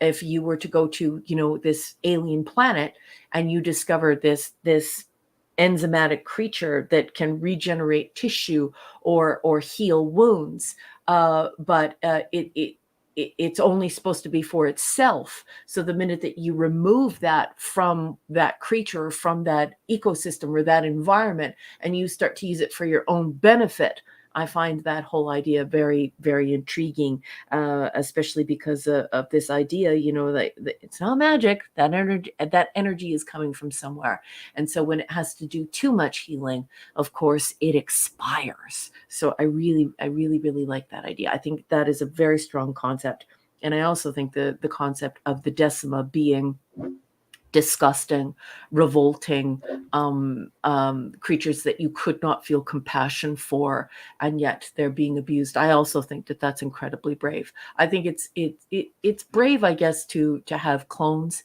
where you're discussing whether or not this clone should live, and is the clone's life worth the same amount as the person who the clone was cloned after, and that's nice and everything. But usually you're looking at quite beautiful people when you're deciding that, right? Doesn't become quite as philosophically easy once you start discussing Yeah. something that looks like a male phallus, like a phallus, and it is wild and hard to listen to. It's very screechy and gross looking, and yet it's being abused. And then that really makes you say to yourself, well, do I have compassion for this creature? So I think that that's actually something that's buried very deep in this episode, and it most definitely was done on purpose. Whomever wrote this episode is a very smart person who did something really great with those decimas and with that rejuvenation creature. Two very, very cool science fiction concepts, two very, very strong science fiction ideas. Well, that one close-up they had of the Decima crying as they recovered the body of the one that was killed. That was pretty darn well done too. So that was that one scene where you wanted you to have sympathy for these creatures. They weren't just mindless creatures. And then one of the, the Gozerian says, "Oh yeah, it's almost like they actually had emotions or intelligence." Because to them, well, then you find out they're not really these two beings aren't alive. They're just basically like robots that are being puppeted, and it's the lost that are speaking through them and controlling them the whole time. So they're just lab experiments. They're rats in a maze, or something that shouldn't have intelligence or they shouldn't care about. But they infer that each generation is evolving. As I said, the earlier ones weren't so deadly or so aggressive or something like that. So the episode there's good bones in this episode. Good story work is laid. I think it's a miss. So I give it a 3.5. I think it's one of the not one of the better episodes, but it's also not as bad on second time around. Maybe knowing the cast, the characters so well, and how they fit together. Makes it easier. Maybe if this was a later episode, and it's almost like an episode of Star Trek in some ways, where they're going to a planet on an away mission and trying to figure things out. But it ain't no Devil in the Dark. But no, that's true, and that's the same concept, isn't it? Yeah. Where's your compassion for something that you can't even look at? Yeah. Good point. Yeah. Yeah. But the end is, and you were quoting it, but I got the quote up so I can the text up so I can cheat, so it's easy to remember. But so he says, one thing they proved back there, what? Biological machines will never replace the real thing. They're far too unpredictable. At least the Decimas stand a chance now. You can't separate beings. Oh, sorry. Clobbering Times has got it. Yeah, you can't separate living creatures. Yeah. Being alive involves them together. Well, you do a much better job reading it, but or reciting it. I couldn't agree with you less. Yeah. It's a fact of life. Mm-hmm. I'll tell you a fact of life, Blake. Change is inevitable. Why else do we fight, Avon? Bum, bum, bum, bum, bum. Sorry. Yep. Sorry. No, that's awesome. No. 6 says Gwagner, I'm just now down a rabbit hole of herbs and roots. I thought mandrake was an invention from Harry Potter books. No, and I think that's so cool that you've discovered that, because mandrake has been in so many different stories throughout history. But I don't know a lot about mandrake. I do know the things that I know from the stories that I've read, and so I don't have pagan knowledge of it or whatever. But mandrake is really poisonous. It makes you hallucinate, and the reason why some people believe these legends about how it can transfer life or bestow life, you could put life in it and you can extract life out of it. And by that, I literally mean putting a life into it and extracting life out of it, is because mandrake root looks like sometimes it looks like people. When you were little, did you ever do the apple project when you were young? We had a woman from an art school come and teach us how you can peel and carve an apple so that when it begins to dehydrate, it looks like an old man or an old woman or whatever, right? It dehydrates. That's what mandrake root looks like in real life. It looks like people. So let's say you're in prehistory and you're walking along in the forest and you come across this mandrake and you look at it and it looks like an old woman holding a baby. you would, attach all of these stories around it. And of course, I'm not saying that, this is made up. I respect other people's religions and their beliefs. So to my pagan friends, I don't mean any insult, but you would look at this and you would be like, oh, that's somebody trapped. That's a woman and her child. Maybe a woman and her child, they were in the forest and they did this thing wrong, and so they were trapped inside of the mandrake and things like that. So there are lots of different takes on mandrake, lots of different stories about it, and one of the concepts when mandrake is used is that you can't just use it and get life from it. Whatever life I think you put into it, it needs an equal, like what you put in and what you take out, it has to be equal. Do you know what I'm saying? You have to sacrifice something to it, I guess is what I'm trying to get at. So the mandrake root just came to mind instantly when I thought about that enzymatic regeneration creature. I just thought it was really cool because of that finite energy. No magic, more science. Neat. Anyway, I hope you enjoy it. Have fun on your down the rabbit hole with mandrake. Aw, she says, everyone put on your PJs. I'm taking you all to bed with me. I love you, sweetheart. Thank you. You the best, 6E. God, I love her. What a I got my beautiful Galileo person. 7 slippers ready to go. So That's great. That's great. Yeah, so I guess not the strongest episode. Hey guys, Clobby, where do you have what are your thoughts in all of this? You've let Mark and I talk at length, especially me. What are your thoughts, honey? Well, Mark, did you give a rating, by the way, before I did it? Giving it a 3.5. He did give it a 3.5, yeah. Okay. Out of 7, yeah. I actually have it ranked at number 49 out of the 52, and I at a 1.5 star out of 7 rating. I think the episode has some good character moments, but for the most part, and good ideas. I'm with you on all those things you said about the ideas and stuff of the Decimas. The Decimas really are kind of tough to watch, but the concept's good. It's just they don't quite pull it off like a Devil in the Dark, where it's so good you don't care. You just buy in. You get so absorbed into it. The Horde looks fine. Well, you know what the Horde is made of, and you don't care. This, they're cut, these little things. And again, I do still like the philosophy and the intention of it. There's so many greater episodes that could be part of it. When I finally made this list and ranked them all, remember, I'm ranking it against 51 That's other not episodes. easy to do. I don't even know how you do that. But it's not one of the greatest episodes, excuse me. It's not one of the more entertaining episodes. The good stuff here and there. There's always, even in the worst episodes, there's always some good character stuff here and there, of course. But yeah, I just give it. Like I said, it's at 49. It's very low on the list. But I think Max has it in his very last episode, last on his. So I can certainly understand that. Well, yeah, like I said, I just think there are episodes that are way worse, but it's not really a very good one. So anyone who has any rating. And word, anything, if you'd like to say a word, just a rating, but if you say a word or two, not like multiple chats, because it's not like Saturday Night Star Trek, but if you have a rating of the episode on the web, please feel free to drop it in now. Mm-hmm. Yeah, no 6-parters. No, just 1-parters. Like, give your rating. Yeah. Just give your rating. And because. And there was one line, I don't know if you mentioned, you probably did, probably times I forgot, but when Avon says, Callie, I think it was Callie said, I don't think Blake would agree to that.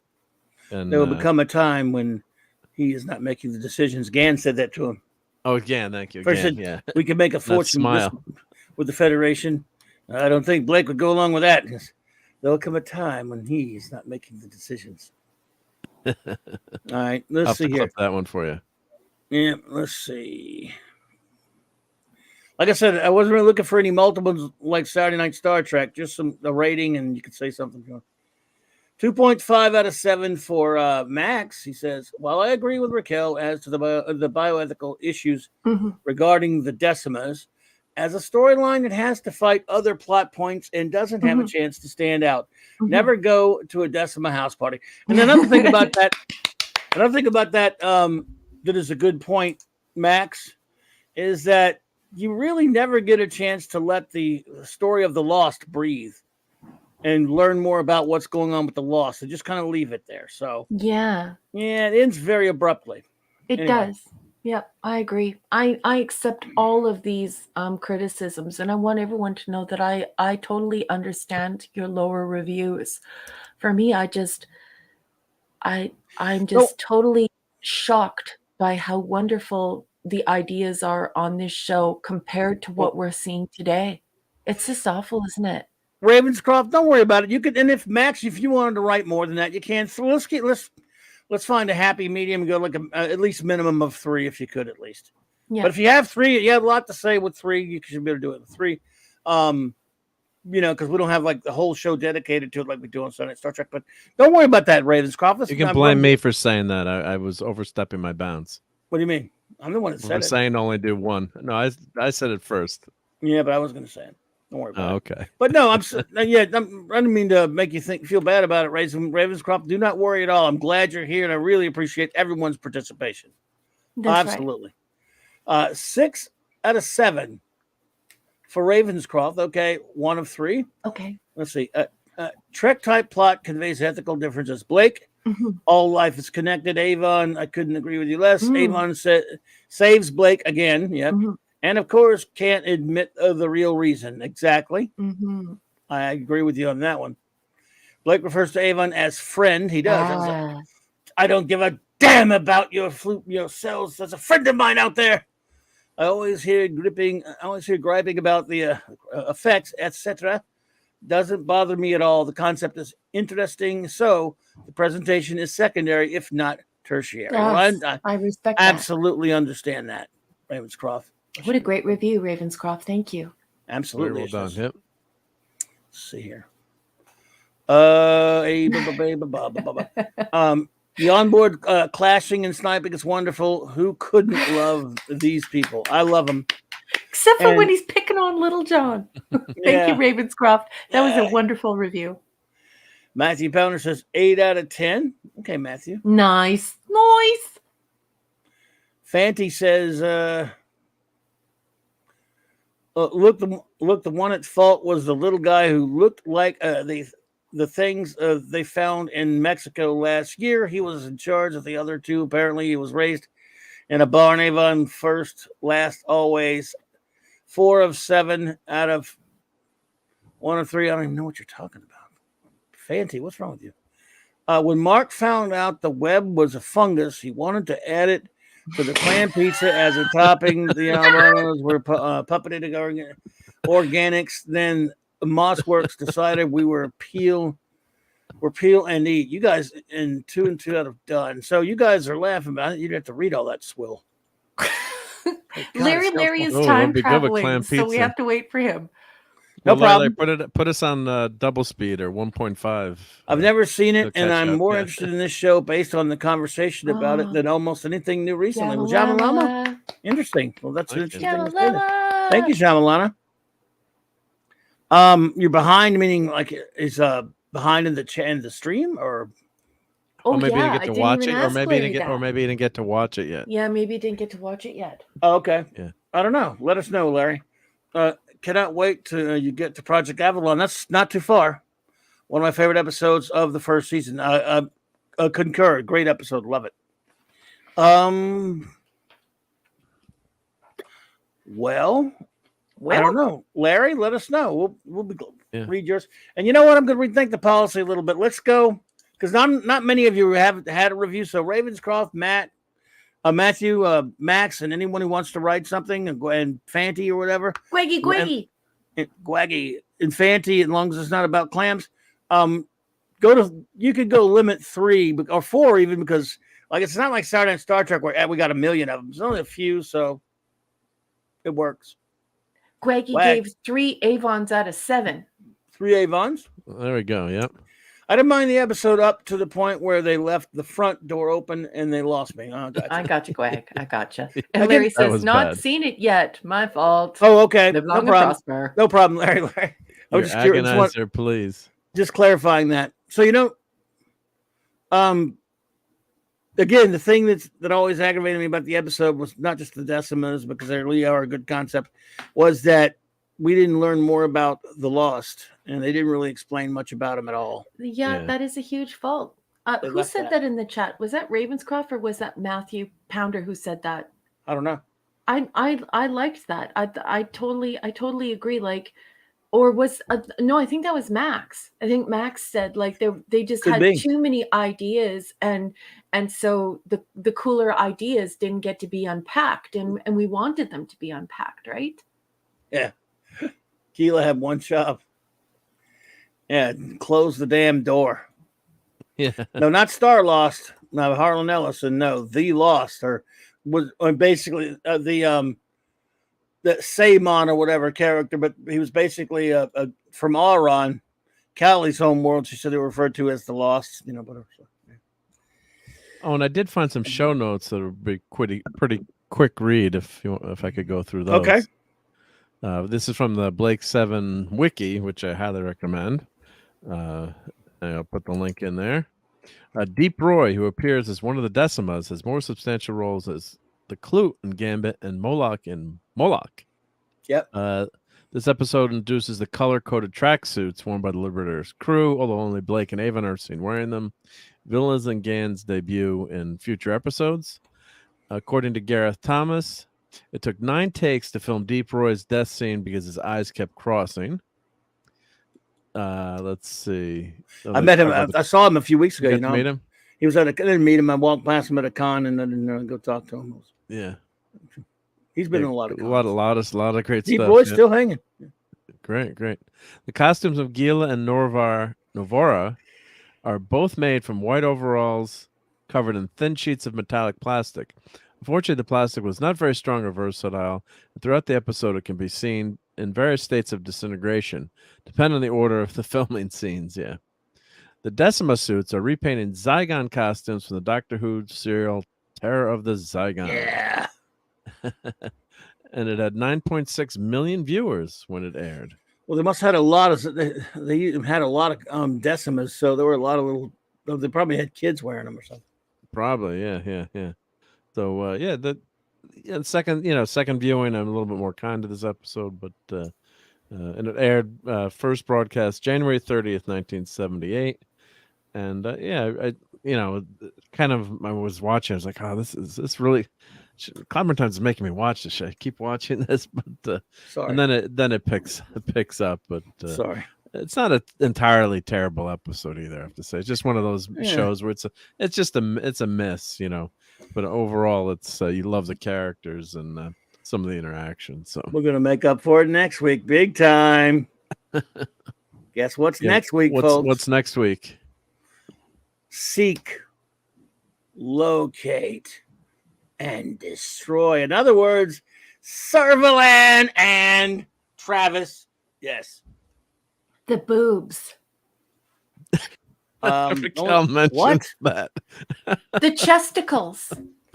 She's a lot more than that, but yeah. I know, but when she walks let's not be shallow here. On the set in that white robe where you can almost completely see through it, and it's cold in the room, so her high beams are on, and with her jet black pixie cut, her beautiful red lipstick, her gorgeous eyes, she just walks in there, and you know what? You just think to yourself, you know what? To hell with Darth Vader. This is a true villain. Servalan. I'm glad Raquel is here because I don't think Clobbering Times could have gotten away with that description of what you have to do with your car at night. Brian Hepburn. That was awesome. But, what's up, Brian Hepburn? Hey, Brian. Right? Brian says, hubba. I don't necessarily disagree with this. Max says, I hate to say it, but this interpersonal stuff that we love so much takes away that could have been developed to ethical issues of the Decimus of the story behind the Lost. Yeah, but I don't know. You could have left that in there and got rid of some of the stuff with you could have cut some of the stuff that were with at the beginning with them running around, taking slowly building up to what's going on by Callie walking around all that time, and then all kind of these shows had always had pacing different. I don't say issues, but differences from the kind of stuff we watch. You could have handled some of the stuff without getting rid of all that dialogue and things. You could have moved things, float a little bit better by cutting out long walking scenes through the corridors and different things like that. But You get rid of all that and just have her where she's at the point of sabotage and she hears the voice. plus, they got to fill up 50 minutes back then. That they didn't have commercials between or during the show. There were no commercials before and afterward. It's the same length as Star Trek. It's a 50, like 50 minutes or so or more.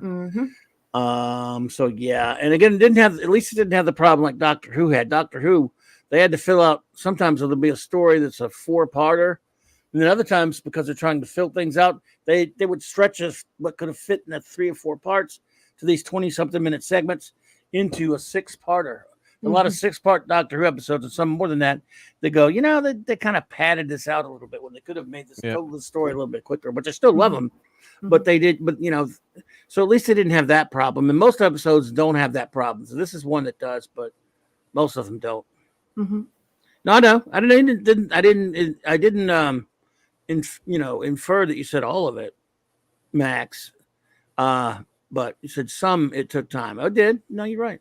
And we're agreeing. We're in agreement. Now I want turtles.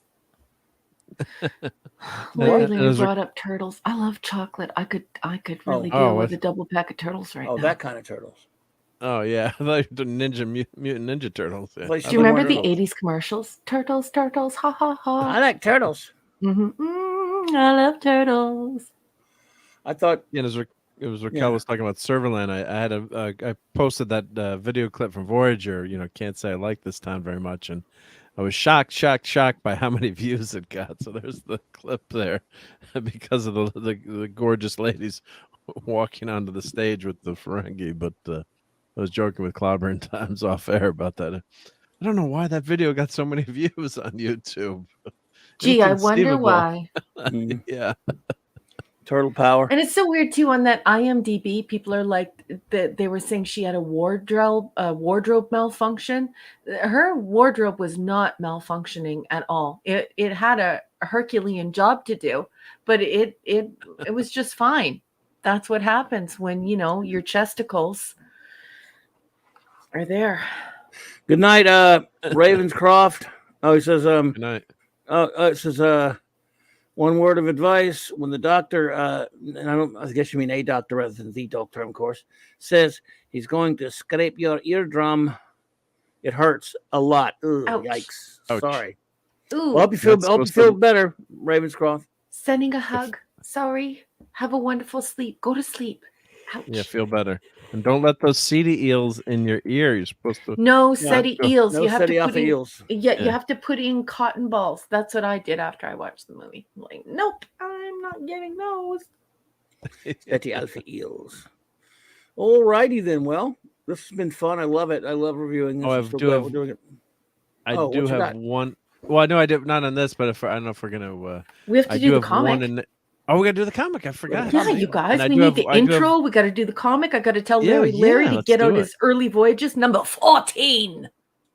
But I do have one quick enabling thing after the comic. That's what I wanted to say. All right. We'll see what happens. No, I'm just kidding. All righty. So, there we go. Okay. Who's ready for a Star Trek comic review of the VOO review? I am. Me. Is we ready for that? Larry, are you ready? Larry, go get Early Voyages number 14. All right, everybody, it's time to review a Star Trek comic. Let me I need a spinner rack. So do I. They're not easy to come by these days. They're not expensive. I'm not cheap anyway. All right, everybody, time for the Star Trek comic review. Here we go.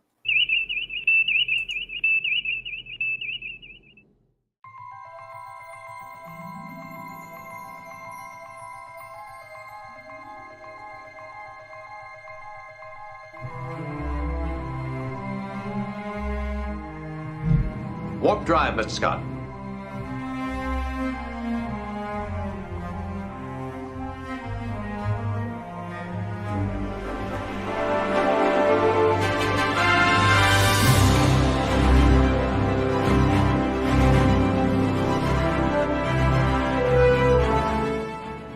ahead, warp 1, Mr. Sulu. Accelerating to warp 1, sir.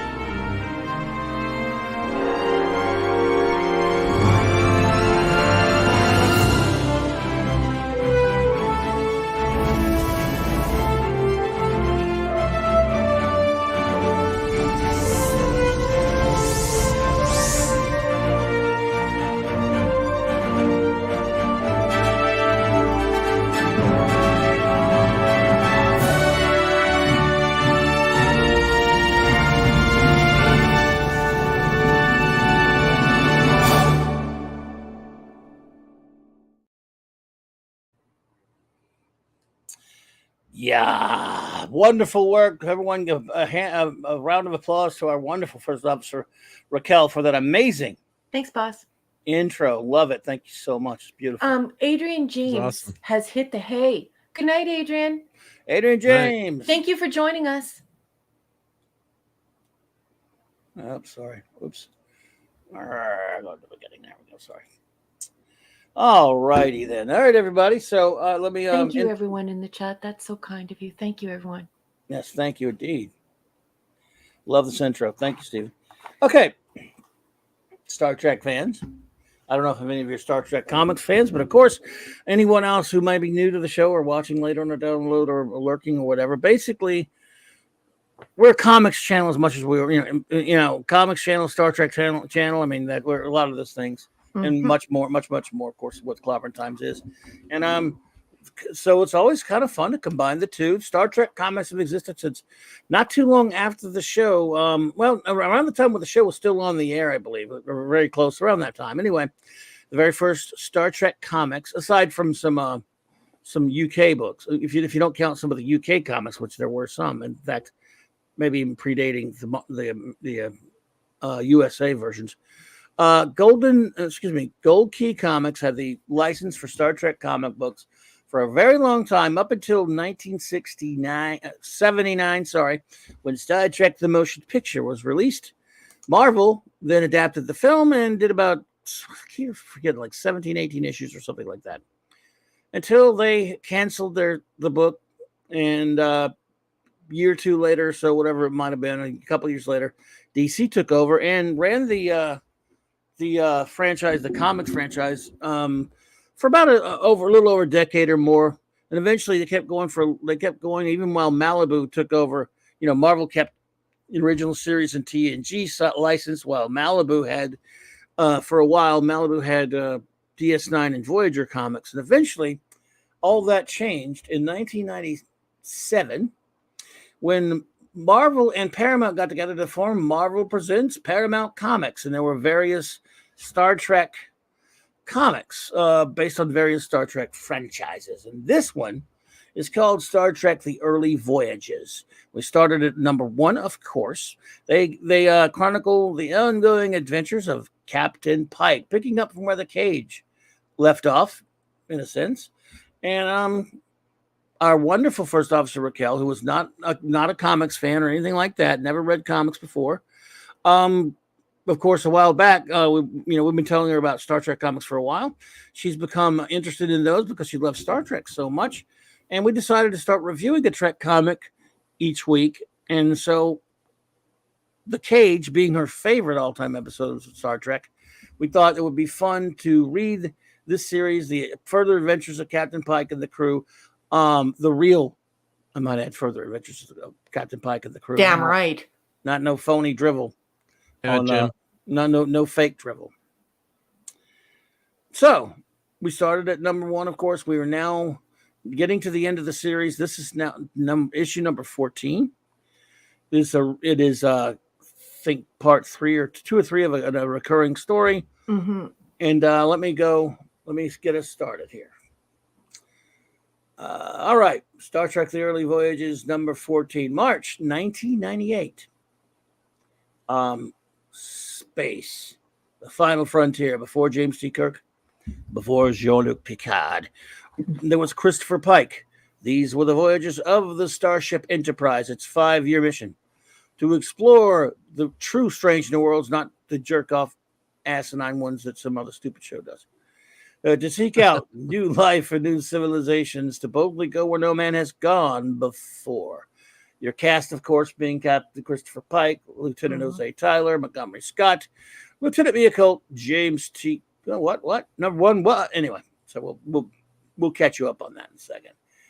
A couple issues back, Lieutenant Colt, number 1, Mikkel's favorite. No. On another planet, was doing something stupid as she was often wont to do, and found this crystal thingy on a planet where she was walking around with her lovesick boyfriend Jose Tyler. She brings it back to the Enterprise and nincompoops it, and with her tricorder and some strange messes around and ends up in the future, but not any old future. No, a distorted future. Let's see. Colt gets thrown forward in time to an alternate future thanks to a mysterious artifact and lands on the bridge of the Enterprise. She is saved by one captain. No, it wasn't the bridge of the Enterprise, by the way. It was a museum. It was a museum. She is saved by one Captain Kirk of the freighter ship Bounty, who, with his crew, intends to get her back to a rightful time. But one man stands on her way. Stands on her way. Okay, Marvel.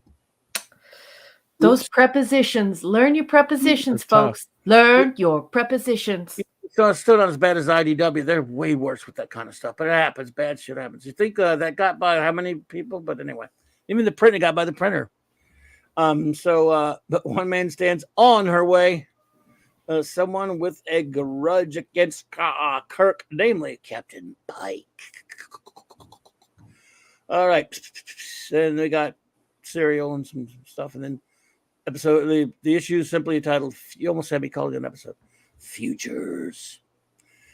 Ian Eddington and Dan Abnett, writers. Patrick Zurcher, penciler. Steve Moncuth, inker. Murray Javins, colorist. Janice Chiang, sorry.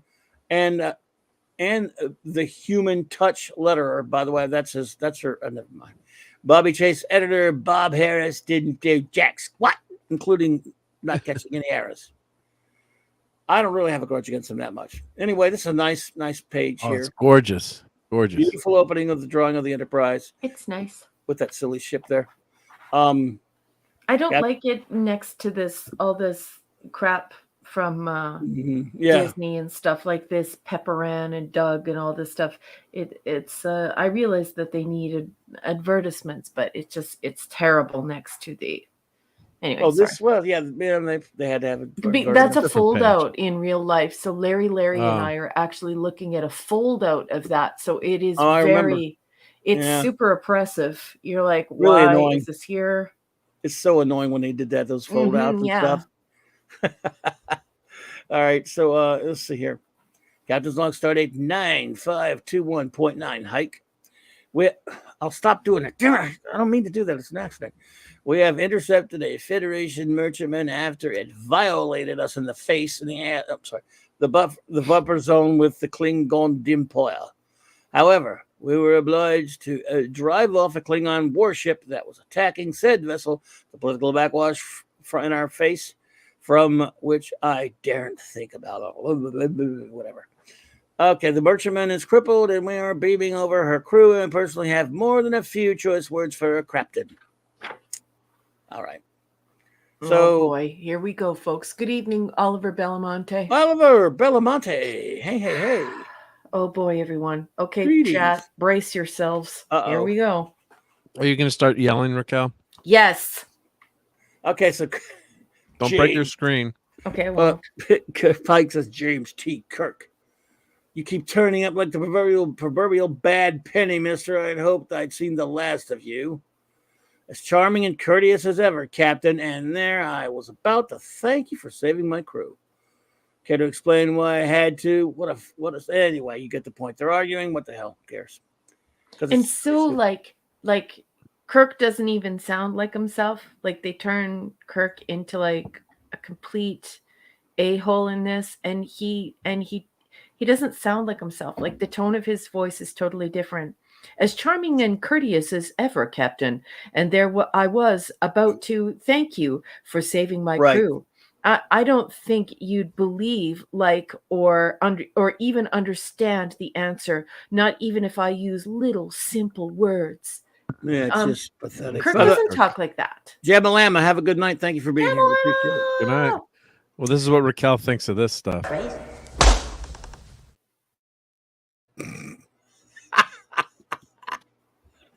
Damn right. Oh, so God, I love you, Mark. Agonizer, please. And then, of course, you know, Sulu. Who is this Kirk guy? I hate him in real life. Starfleet. He was Starfleet. Fresh out of the academy and landed the yeoman's post under Pike. They didn't see eye to eye ever. Kirk eventually quit like a big wussweed and went. Yeah, they have Kirk as a quitter here. Just like a wussy, whiny baby, crybaby quitter. He's a loser. And then what's worse is they make my Pike jerk off too. He's a jerk. Punch Kirk in the face on the bridge. Who wrote? I know who wrote this, but who wrote this? You need to have some Klingon paint sticks put somewhere where the sun don't shine. Oh yeah, it's a shame. I mean, there, like I said, there were a few things they could have. I still don't like the whole premise of the alternate time thing, but there are things you could have done better. But anyway, the first 10 of these comics are amazing. I really enjoyed I wish them, they would have been turned into films. Yep. Or what? You'll hit me, you the uptight by the book stickler for protocol. Will I? Darn right I will. Would he hit him? I guess people change. I've never struck a man on the bridge, but for you, I'll make it accept. You just did, Captain. Yeah. What is it? Number one. There was someone aboard the Bounty who I thought you should wants me. So Pike didn't even listen, didn't even wait for an explanation. He just punched him. He didn't even listen to anything anyone had to say, and he punches Kirk in the face. Chris would not do that. Christopher Pike would not punch someone in the face on the bridge. It's not his style. Yeah.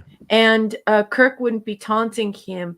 And I also don't like this, the proliferation of this idea that Kirk was a guy who always disobeyed orders or that he had trouble. No.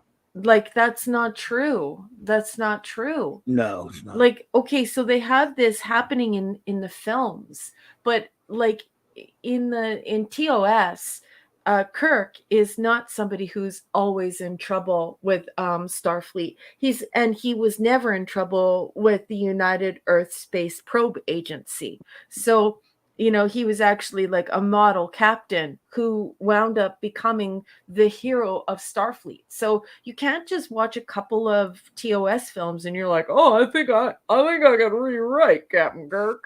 Yeah, and his whole reputation and destroy his whole reputation. Yeah, I mean, they're not. They're like someone are saying.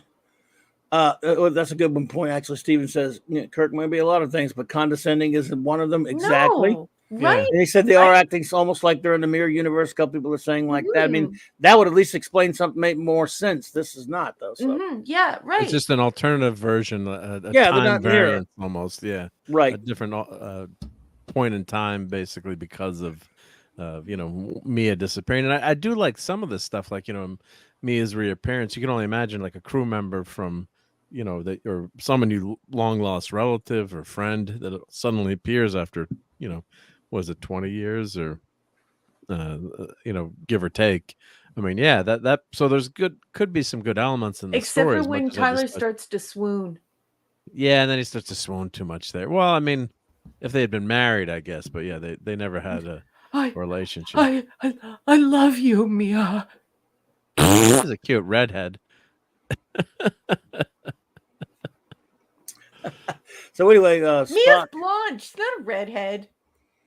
Yeah. I'm seeing She red seemed more, there. she seemed more That's like it. I she seemed- assign you Strawberry to blonde? rewatch The Cage 15 times in a row. But what if the Yeah, but that what if the neck stripper- looks blue too. What the neck is blue on there? Blue neck. Your You know- agonizer, please. So Spock says to Pike, "Hey, Captain, you're not yourself when you punch Kirk. Eat a Snickers." "Oh, I only have a Twix." "Okay, eat a Twix then." But Twix will have to do. Oh, it's great, Chloe. That's so good. So good. I love you so much. That was a gooder, honey. That was a gooder. Well, if the ad had been a Snickers, it would have been better. But hey, Twix is good enough. I like Twix better. What do you think of that? Me too. Yeah, 27 years since the Cowboys went to the Super Bowl, Don. I know, but hey, don't worry. Give them, another 27 years. I was about to make a really mean Jerry Jones joke. Never mind. Long ago? Oh my god. Yeah, 1995. Look, Lowe's got Jerry Jones, buddy. Just get used to those Super Bowls. Anyway, so this is some nice art. Liz Archer, no question about it. And she's cute as a button. Sorry, and her hair does seem sort of reddish, but it's like strawberry blonde. But no, she's blondie. That's fine. Human cult. Mia. Is it really you? Barf. Yeah. So blah blah. They're all happy. Steady on. Come on, steady on, Joe. We had a date, didn't we? Don't you remember? No. Anyway. Hikaru, it's her, the girl I told you about. This one, the one who disappeared. Yeah. Star Wars. Joe. Remember when Star Wars was cool? Oh, Yes. yeah. I remember when Long Star time What game ago. is that? Yes. Look What at that. game is that? It's Star Wars Masters. I don't know if it's I don't know, but it's cooler than any of the crap. No, PlayStation. It's a LucasArts game. Yeah. Yeah. Joe. Oh God! Oh, imagine how Gene Roddenberry would feel about this. What? Every passing day, every passing year, I hoped ... I prayed you'd return, but ... Mia, I thought I'd never see you again. Oh my God! Like sands through the hourglass. These. Frankly, my dear, I don't give a damn. Yeah, like. Yeah, it's too much. It's too much. But you to answer your question, Steven, I don't know. It might be blue, but it's the mirror universe, so it's safe. You said, what color is the neck of the Enterprise in the mirror universe? I don't know. Kal-El, So, I'm sending you some shin kicks. Shin kicks for Kal-El, even though you're the real soup. told you that. He says, told you there was a good reason, Pike. If you'd let me explain, you jerk off. So Pike feels pretty embarrassed now. Yeah.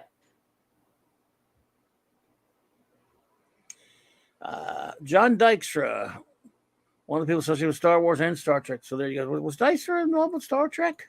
I know it was Star Wars, but anyway, cool. So here's where things start to go off the rails too, because look at what happens with Gabby. It's so ridiculous. Yeah, she's the chief medical officer now. They're doing sick Yeah. bay. Really nice art.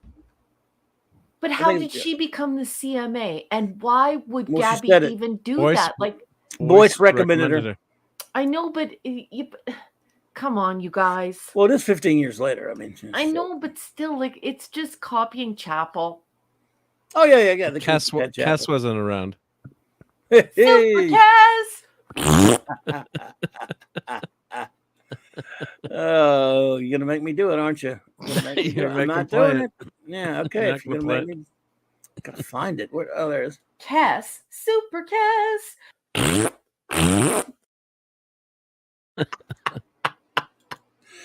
Oh, shite. So anyway, yeah, he retired 15 years ago. Now he's growing prize-winning orchids back on Earth. Exciting. So what about the others? Number one, Nano, and then Spock. You seem distracted. Savick and Spock. That's kind of, all right. Good art. Really good art. Yeah. But Search is so much better than that other guy, and he was all right. But really enjoying the art. Gorgeous. Yeah, he does a nice job. So they're all talking and stuff. They're just filling up time. Meanwhile, they're all talking about their comics not being worth as much. Let's see, Uncanny X-Men 260. Oh, sorry. Ghost I love you, Rider 1. Clobby. I'm sorry. I love you, Clobby. Love you, love you. Spectacular Spider-Man number. Never mind. Those 1998 prizes. Later, thanks to Mr. Kirk, I have become fully apprised of our long-lost shipmate situation in 2263 after the Battle of Theta Caleb against the Chacoon. The Enterprise pulled in for repairs on Shirley Van Algo 2. There, the company of Lieutenant Tyler, Yeoman Dumbass, discovered an ancient algorithm thing that he shouldn't have been fiddling with, called Then a keepsake. stole it. It's called a keepsake, so she kept it like an idiot. Legend states that these were purported to contain props of magical water from the mythical Well of Tomorrows. They would reveal future images to whomever held that. By the way, well, I'll do this. I'll save that for when we get done with this, because somebody who made not only filthy trash that's not really Star Trek, which is anything now like STD and Strangle Dude Worms, that trash, ripped a lot of this up, read this comic. They don't read much, but they did read this comic. They did, yeah. And They they took totally- all of the bad parts. They took all. It's funny how they work for trash like STD and Strangle Dude Worms, which are not legitimate Star Trek. And yes, they took really stupid shit from this story and put it in those shows. They couldn't do the first 10 comics, which were basically perfect. They had to do all of this interpersonal weird crap where you're thinking about the Carrington family and Right. whatever. I didn't watch any of those shows, but you know what I mean. Wasn't Carrington? That was Yeah, the Joan Collins Dynasty. one. Dynasty. Yeah, Dynasty. Right. So they had because that happened, and like STD before even Strangled Dude Worms, Pike went to some Klingon temple and he saw his future.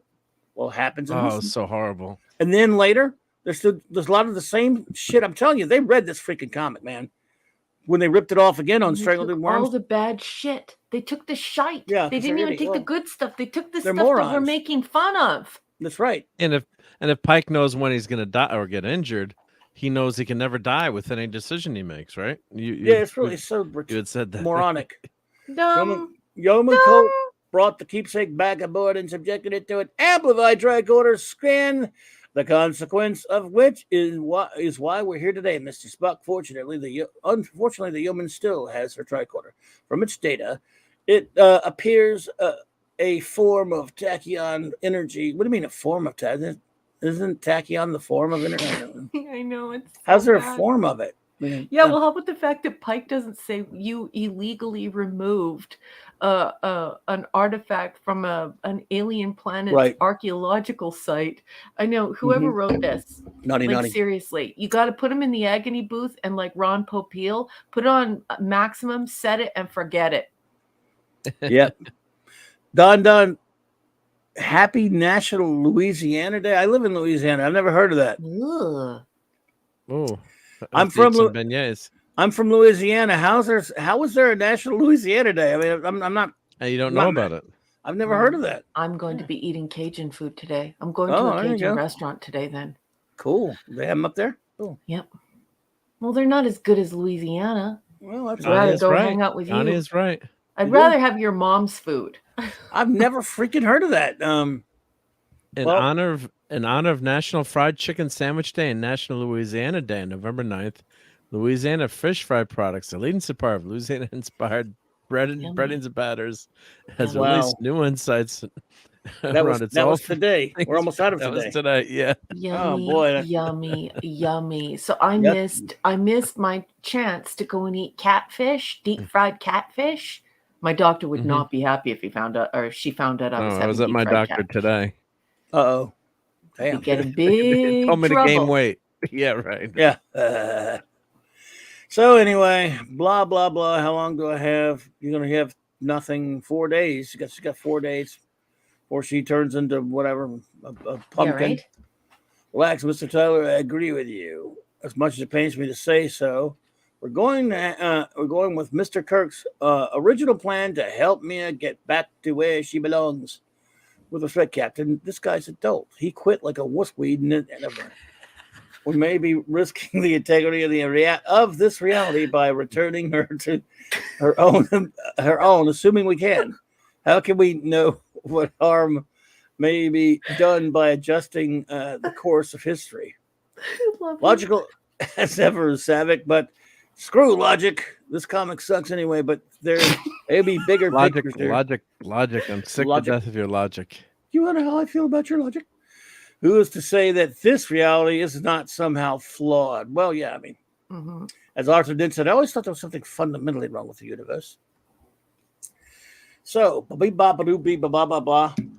The captain is right. While this reality is crap and rejecting the yeoman, it is logical to assume that the past would also react to her absence. Nah, she's not worth it. One, only by correctly relocating her can we ensure no long-term harm comes to the continuum. Okay, so let's unpack that. So basically, Kirk winds up becoming a wussy pants quitter crybaby. Take your ball home because you can't make all the kids do whatever you want. Right. Because Mia Colt, a yeoman. Again, whoever wrote this, you know where you can take your Klingon paint sticks and put them, right? Yeah. Well, they've done some good stuff, but they've done other stuff I didn't like much. Well, the first 10 episodes were episodes. Right. I don't know what they're doing now. Issues. You have They've issues. gone with off the rails, boss. They're off the rails. This is And very how's nice. time rejecting her? It's like Back to the Future, where Yeah. the parent, the dad, they're disappearing. Marty's disappearing. I mean, Right? what the? Right. I mean, I guess it's sci-fi. You can make up something, but time is Yeah. rejecting her. This is nice Why right the here. hell? Time has never rejected anyone, and any of the, and sitting on the edge of forever. Then wouldn't? Yeah, I guess you could argue the Guardian sent them back, but you've never had, like it's like organ rejection. Time is rejecting her. What are they talking about? Makes zero sense. Larry, it makes me sad that you make that request of me, but I'll do it just for you. Larry's stirring up trouble. Man. Thank you, Larry. Yeah, this is nice here. I like the A. It looks okay. Yeah, good art. Oh, I really like the art a lot. I love Spock. Leonard Nimoy looks great. Nichelle looks a little off, but she looks good. It would make for it would be good if they had a story of that quality level. Now we go to the Explosior, and there's number 1. Hello, beautiful. Because somehow Sulu don't have a command because she does. Oops. I love Nano. Nano's there. That's pretty cool. Is that Chekhov? Yeah. Yep. I never forget a face. Yeah. And I don't know who she is, but Chekhov's happy about it. She says to her, and she says, "Oh, no, she's not. She's a Thermian. This is Galaxy class. I just sussed it. Sorry, that hurt. Ow. That was funny. Oh my goodness. We should do a whole show with Thermian one night.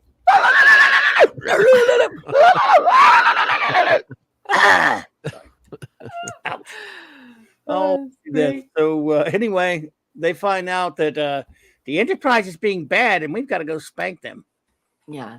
And that's another thing. Why would Starfleet, they haven't even established that they've done anything wrong. So why would Starfleet, or, at this time, the United Earth Space Probe Agency, send another ship after the Enterprise A?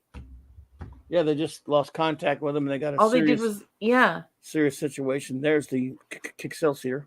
Yeah. Nice shot there. Nice shot. Excelsior. And I like the coffee cup on the bridge, echoing the movie scene there. Yeah. Deediousness. Yeah. All right, then the Excelsior. Nice. And then the Excelsior says, "Well, how the hell did we get on the interstate and on the Autobahn? How do we make back on Earth? And why is Sonic here? Holy crap. Get us back on course into space. In the comic book, you brought us to the planet Earth where Sonic the Hedgehog's hanging out in this. Okay, never mind. Oh. Okay, so the next page is so bad. Oh God! That I can't wait for Clubby to read it. Clubby, I want you to read the entire next page. The entire page. Really? Okay. Yes. All right. Say hello to the life in the last lane, Sonic. R for Sega Saturn is full on pedal to the metal. Not that. Okay. The next all right.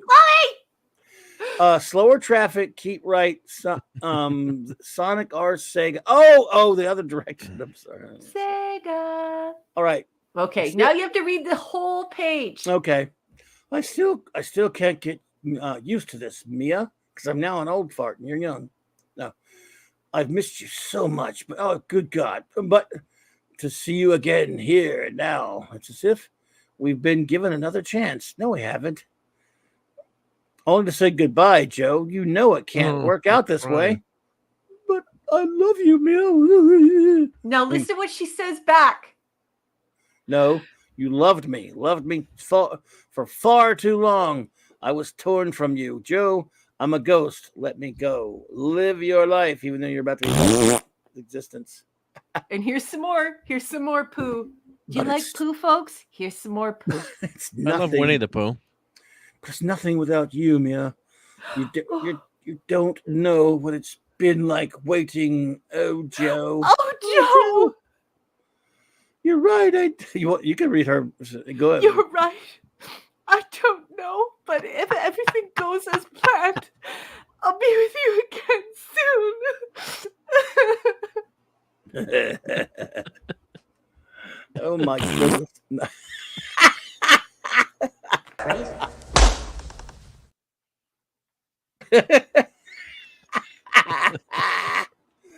Oh, engineering.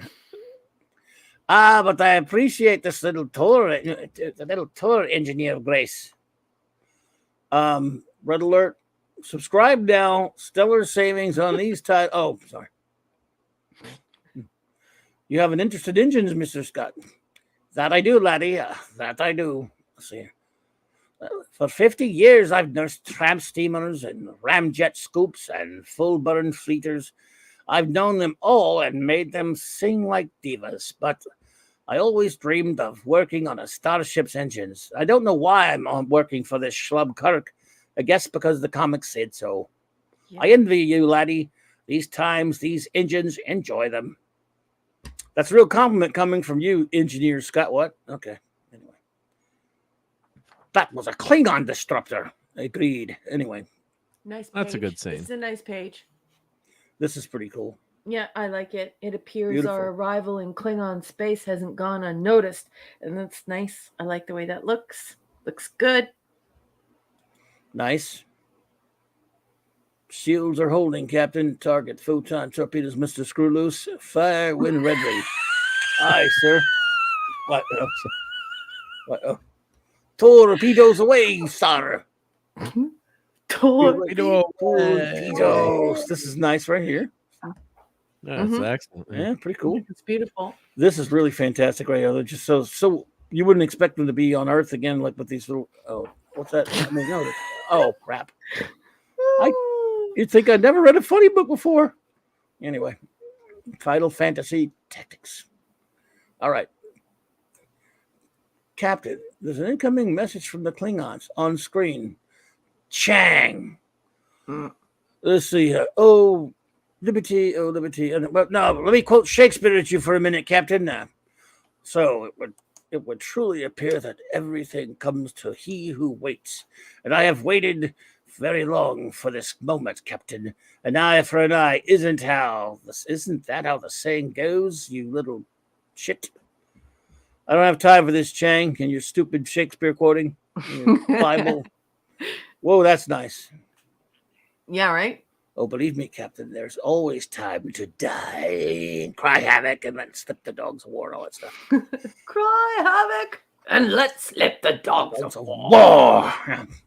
I see you, Kirk. Do you see me? Well, I mean, according to this comic, an eye for an eye, but someone should tell Chang that an eye for an eye makes everyone blind, especially because he's less one eye already. Yes, that's true, Shooter. Just remember, she's not truly gone as long as we remember her. But we can't remember her But if we no longer existed, will she remember us if we don't exist? Like, Yeah. tap, Oh, tap, no. tap, tap. Don't break Clubby! Don't break Clubby!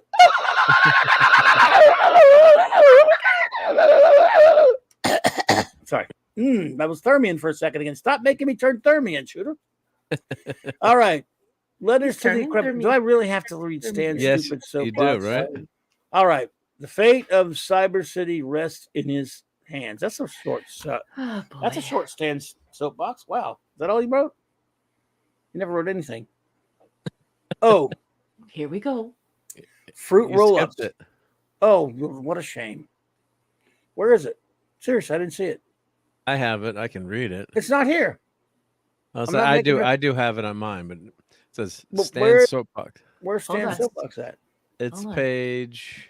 Oh, It's Well- after next sacrifice. It should be the next after this. Oh, they cut it out. Yeah. It's not in Oh, mine. did you edit this issue? yeah, I edited it out. Sorry, Gwag, I it's do not have- there. I'll do it next time. I don't want to read I that can- crap. Well, Hey, I you wanna can be read the- it. It's pretty. But I was just going to do Stan's voice, and I don't have it. So, if you My must, good heroes. guy. I can't do the voice like you can. Is it my imagination, or do comic book heroes snarl a lot more than they used to? Oh, brother. Is it my imagination, or are there more and more artists drawing in the same style? Is it my imagination, or does it never rain in comics? Is it my imagination and I invented everything? I Yes. added that. Or do comic book heroines never feel cold? I need your help to sort this stuff out. And just for fun, send me, is it my imagination, or did I copy everything that's been plaguing you too? Anything for an excuse to award nor no prizes. And now on to the main event. There, by the way, Stan didn't write that because he never wrote anything. But I mean, he was fired out of Marvel at that point. As a matter of fact, so this is ridiculous. Yeah. Okay. Well. That's enough of that noise, right? Join us next week for the thrilling conclusion of Raquel's favorite comic story yet. It's just not good. The art is fantastic. The art. The art love is it. amazing, but the stories, it's really bad. Like but I loved you. No, you cannot love me. Our love is gone now. You talked me out. You convinced me. I hate you. There you go. You know, it's just like, Yeah. what? So let's get something much more. Oh, by the way, Rating more interesting now. What are we rating it? We're not I rating guess we got to rate it, right? Did we rate it? I don't think we've been rating them. Have we been rating these? Have things? we? Kind of. This Oh, one go is ahead a and rate no it. for me. It's a poo-poo for me. Yeah, it's a So F, But I love the art. I mean, I really did like the art. yeah. Theirs is pretty good. Yeah. F. Yeah, this is a no for me, Mark. I'm giving it a D just because of the art. I'll give it a D because I'll give it a D a D because plus of the art, for the art. Yeah. but it really A D and D plus deserves art. an F, especially for the extended. But I loved you. But that love is gone. But that love can be revived if we just try.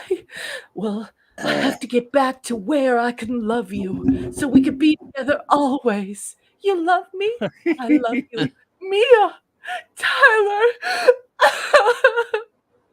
Yowzer. Oh, Oh, poop. poor Colt. All right. Poor. Well, she Who's never should cool? have screwed around with that artifact. And the lesson here, folks, is don't steal alien archaeological artifacts. Bring them aboard Enterprise and then scan them with your tricorder and try and cook them to see if they'll react, because you can't see anything in them because you have no soul. Mia's soul is dead. There you go. Well, Mark, Oh, I you got have my stuff enabling for us. thing. So Yeah. let's go It's ahead. a quickie. It's a quickie. It's fine. We got to get Yeah. Raquel out of here eventually. She probably has more Yeah. important stuff to do than this crap, but No, I just have to go to bed because I have to get up really early in the morning. understand. Otherwise, I'd stay here all night. It's all right.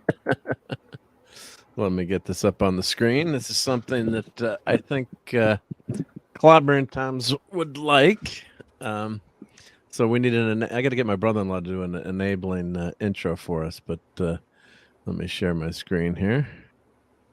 But I thought you did all the intro. No, I that's- did a quick. He's a professional video editor, dude. Raquel's good at intros. Yeah, that's I'm true. still Too. But like supposed to just a bug her little about another one. short one. a short one, yeah, like enabling, something fun. But so this is Heritage Auctions, my favorite place where I don't spend money because everything is too expensive. 340 simoleons. It's not actually that That's a bad. cell? There's this Fantastic Four production cell setup Oh, with wow. production backgrounds, group of 3. Hanna-Barbera 1967-68, which is extremely old. Imagine anyone that's from 1967 or 8. Must be archaic and falling apart. Mhm. But That's right.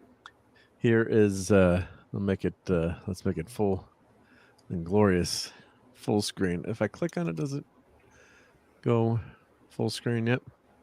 Oh my. There we go.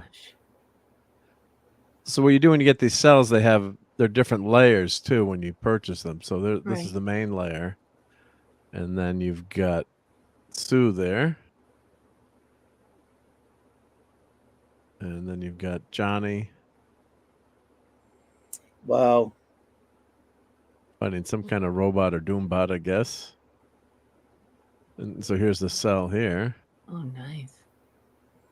So you get all these for $340. It's not. Yeah. Not Oh, bad. no, they're very cool. Oh, wow, Yeah. so that's quite reasonable then, given what you get. Like, Yeah. how many Yeah, cells yeah. altogether? 3? I think those 3. Wow. 3. Yep. 2 and 3. So let's see. Fact sheet. I'll zoom in here so we can read it. Marvel Comics. Okay.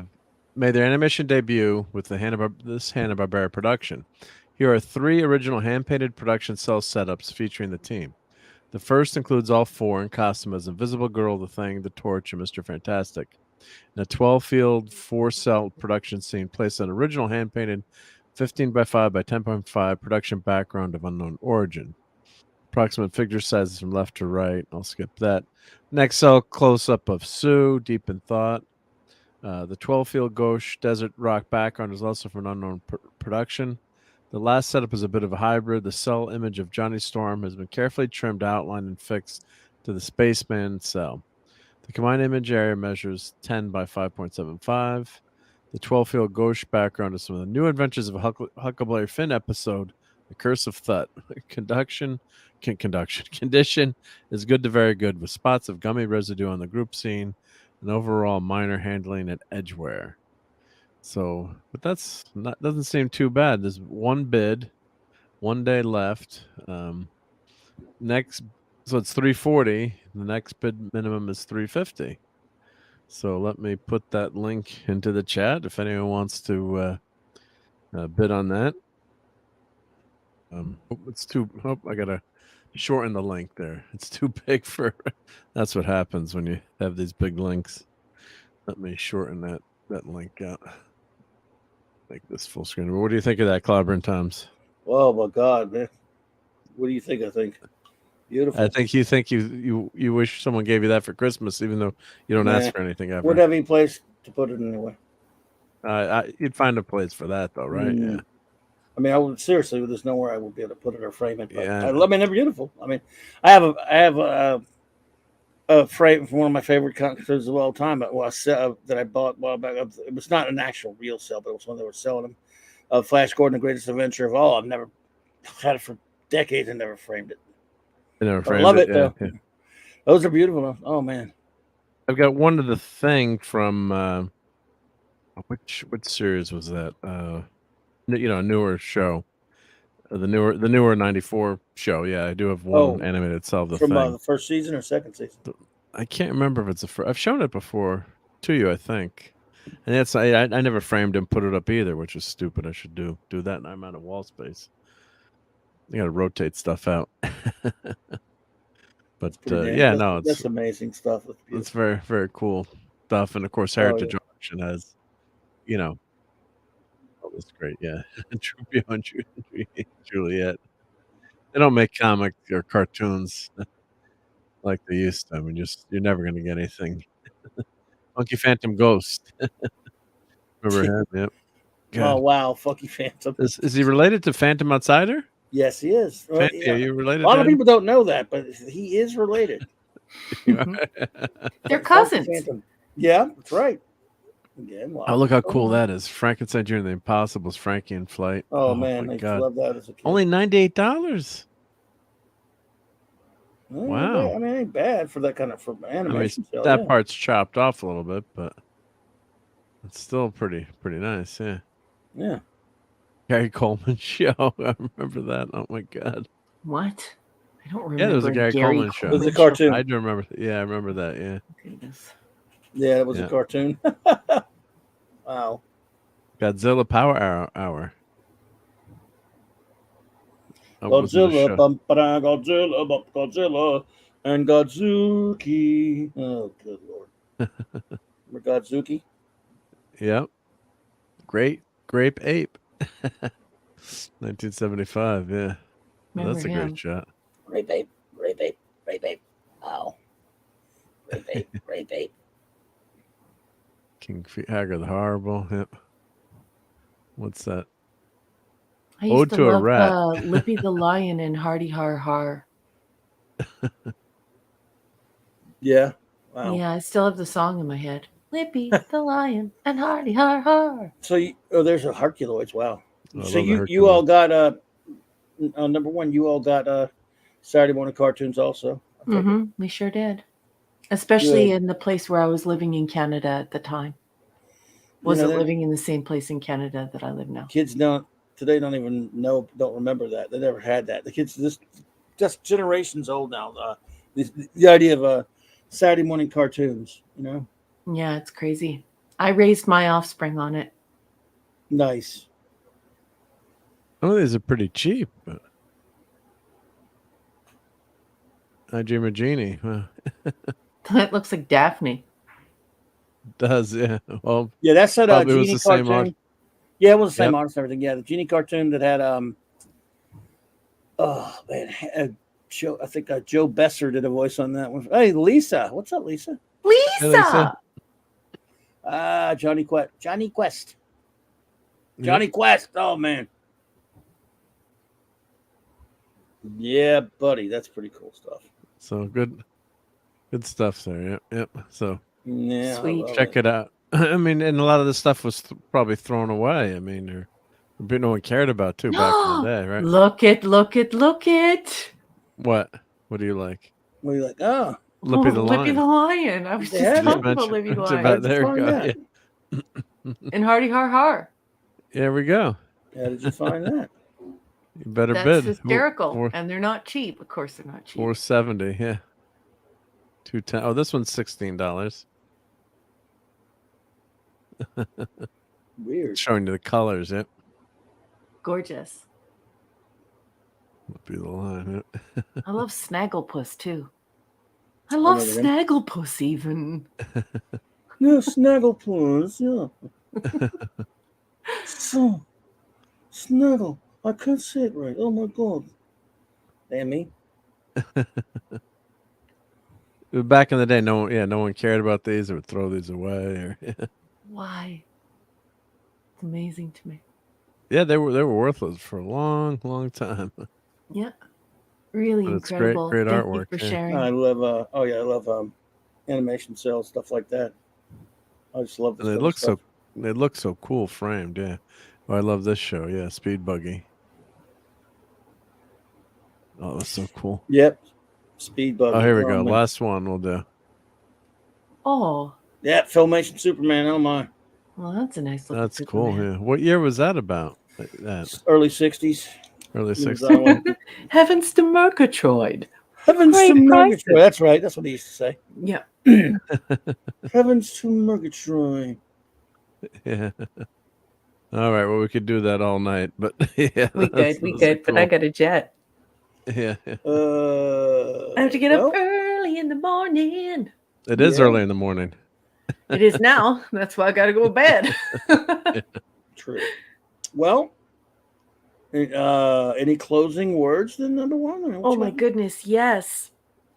I want to thank everyone for the conversation tonight. You, the people in the chat, the people who watch this after we're done, like you're the ones who make this special. So thank you for the beautiful conversations this evening. I had a marvelous time with you all. Thank you so much for tuning in. And I should also thank all of the lurkers. Thank you so much for supporting Clobby's channel, for watching us on a download, or for re-watching us on YouTube. We appreciate you. Sorry, excuse me. We appreciate you so much. I also want to thank everyone who sent Clobby gifts. You help keep the lights on at this virtual comic book shop, and I just want you to know how much we all appreciate you supporting Clobby's channel. So thank you for those gifts and for promoting him on social media and elsewhere, and buying people memberships here. I just think you all are so wonderful. Did you know membership has its privileges? We have a wonderful member chat where you get to talk to Clobby about comics. We also have some crazy emojis that I made for the channel that are hysterical. Lots of inside jokes that you all request, and then I go and make them for you. So go ahead and join, become a member. You will have so much fun here, and it's really worth it. If you can't do that right now, please don't forget to hit like, hit the sub button, and subscribe to the channel, and also hit the notification bell. Then you'll know when Clobby is on. He talks about comics. He's a real subject matter expert and a delightful human being. I adore him. I love him so much. You will have such a good time if you join him here on CLOBBERIN Times.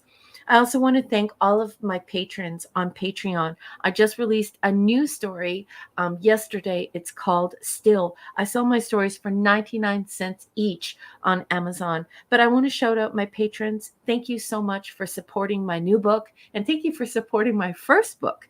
I love you all so much. Larry, Tony Stark, Sean Carter, Cardinal Sin, Shooter, Gwagnar. A huge thank you to Gwagnar for the amazing geeky gift pack he sent me. Gwag, thank you for my Legion ring, for the beautiful graphic novel and retro fan. Love you so much, Gwag. Thank you. Thank you, Chris Persia, Scuba and Leslie Pete, Eric K, and his trusty dusty dog, Kirby. Kirby, I love you. Enigmatic Drop Bear, Michael and Cassandra Beacom, Mark D with a C and his gorgeous family, Anti-Derivative Jill, Maximum Redstone, JT Cook, Dadman and the Dadman Clan, Lord and Lady Thoth, and of course, Lance, Rob Altus, be seeing you, and of course, Tyler. Thank you so much for backing my work, buying my stories, getting other people to read the stories. It means the world to me. Thank you for your readership and for being my patrons. I love you all so much. I also want to turn everyone's attention to this marvelous fellow here on the panel. His name is Mark D with a C. He is a wonderful human being, very talented. He's selling a sideways ice cream cone. It's wonderful. You should buy it. He also has a really cool YouTube channel. He has a Patreon, and he has, and you can get a hold of him through Twitter, and you can join all of the things he has going on. It will really be worth your while. He's smart. He's funny, he's knowledgeable, and he makes beautiful things. So make sure that if you're not following Mark, you know, what's your problem, man? No, I'm kidding. Go follow Mark. And last but certainly not least, I just want to thank Clobby. I love you so much, Clobby. Thank you for creating this space for geeks and nerds to come and talk about all of these marvelous things. Thank you for CLOBBERIN Times. Thank you for your marvelous company. I love you so much, sweetheart. I love, love, love you. Thank you. And Sherry just walked through the door. Sherry! Hey, Sherry, beautiful girl. And I think that's it for me, boss. I love you so much, and thank you for this evening. Thank you. Thanks for being here. Marker? Yeah, so thank you so much, Raquel. Yeah, I do have those ice cream cones for sale. But yeah, make sure you get Raquel's book. You know, what's the new story? Like you said, $1. So my tip, if you're an Amazon shopper out there, and you do happen to have Amazon Prime, delay that shipment, and sometimes they'll give you a $3 credit, so, or $2 credit, and then use that to buy some books. So I've been doing that, and actually, I think I just got a $3 credit, so I'm going to go buy that book right now. But yeah, just make sure to support Raquel, because she's a fantastic person and is far too nice to us. We're a bunch of rocks over here, but much appreciated. So, but let me thank my Patreon, Shooter, Brian Hepburn, Rob Altus, and Larry. Thank you very much. And I think I'm up to 25 members now, too, on my YouTube channel. So that's also much Yes. appreciated. Yeah. Congratulations. Thank you. Thank you. So it, we're not doing this we're doing this for fun, but it's always nice to have those tips and that way I can not get in as much trouble if I buy that extra action figure once in a while to review on the channel. So, and I did get something in the mail today. I did get the new Star Trek Enterprise by Playmates, so I'm going to review that on the channel. I think Minimus has that. The start. Well, it's been out for a while, but I finally broke down and got it.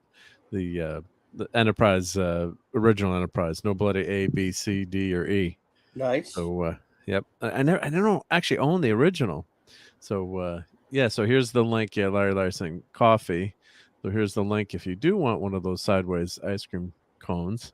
Here's the Ko-fi link, and thank you to You have Mrs. to be very Dadman careful with Walking. those sideways ice cream cones, Yes. folks, because they could endanger the universe. Wink, wink, nudge, nudge. Buy one. Yeah. And JT Kirk was the first person to buy one. So thank you, JT Kirk. And I've been swamped at work this week, so I got to get that shipped out to you, but I have it ready to go. So I apologize for not shipping it out right on the dot, but I'll probably I'll drop something extra in the box to make up for it, because why not? And also here's the Clubhouse Discord. You can come hang out with us on Discord, and there's a new Sunday night eatery section thanks to Mr. Angel. So I've been posting some food pictures and things. But this next week I'm swamped because I'm doing a charity dinner event, and I'm doing the program book and helping with that. So we raise money for scholarships for student athletes. So it's going to be a busy week. So I won't have much time for YouTube next week, but then I'll be back after. And I keep threatening to do a members party chat, so hopefully I can do that, or member stream. Hopefully I'll do that after next week, once this big charity event is all finished. But it's another great Clubhouse, great hanging out with you guys, so much appreciated. Well, good night, Dadman Walking. Yeah, there are lots of folks taking a quick scoot out the door. Good night, Yeah, it's everyone. late. oh, good night, everybody. Got late early. Yeah, well, appreciate y'all being here. Everyone showed up. So let me I guess we're ready for shout outs. Number one, I'm gonna do the shout outs and shout outs. Did you need to bounce? Because I have to bounce because it's getting quite late here and I have to get up very early in the morning. But I just want to once again say to each and every one of you who joined in the conversation tonight, thank you so much. I had a great time with you all. Some great laughs tonight. Good night, everyone. Love you, Clobby. Love you. Cal. Don't Let's go see. reread that comic book. Don't go I reread promise that I comic. won't. Thank you for everything tonight, Mark. Good night, my friend. Thank you. All right, everybody, we're gonna make quick work of it and get out of here soon. I just want to basically thank our great wrenches, Eric K, Chris Persia, D. Bud Martin, Lord Thoth and Lady Thother, J-Man, Kal-El, Fatty Outside Ian Max, Redstone. And let's see, who is here? Let's see here. Show notes, real quick. Oops, got it backwards. Oh well, the way it goes.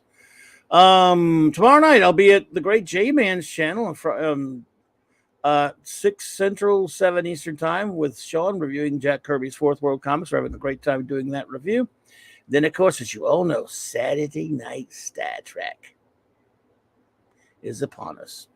4 more episodes, same Trek times, same Clubby channel, and same Clubby time, same Trek channel, either way. But anyway, 4 more astounding episodes, and then there's Sunday Night Geekery on the great Chief Engineer's channel. You're having that this week, right? Yes, yep. We'll be there. Yep, all right. Yep. Sunday Night Geekery on Mark D's channel. Please join us 10 p.m. Eastern. Maybe there'll be some eatery going there.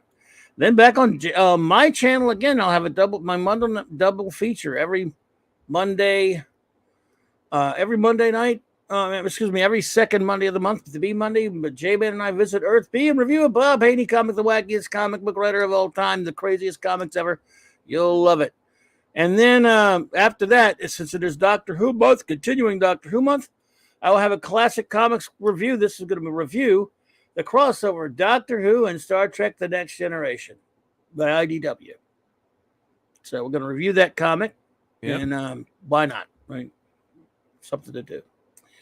And anyway, thank you all for being here with us tonight. We'll get you, since it's late, we'll get you all shouted out and everything.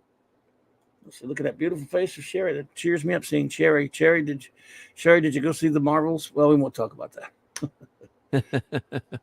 And let the talons of Wing Chang shred your flesh.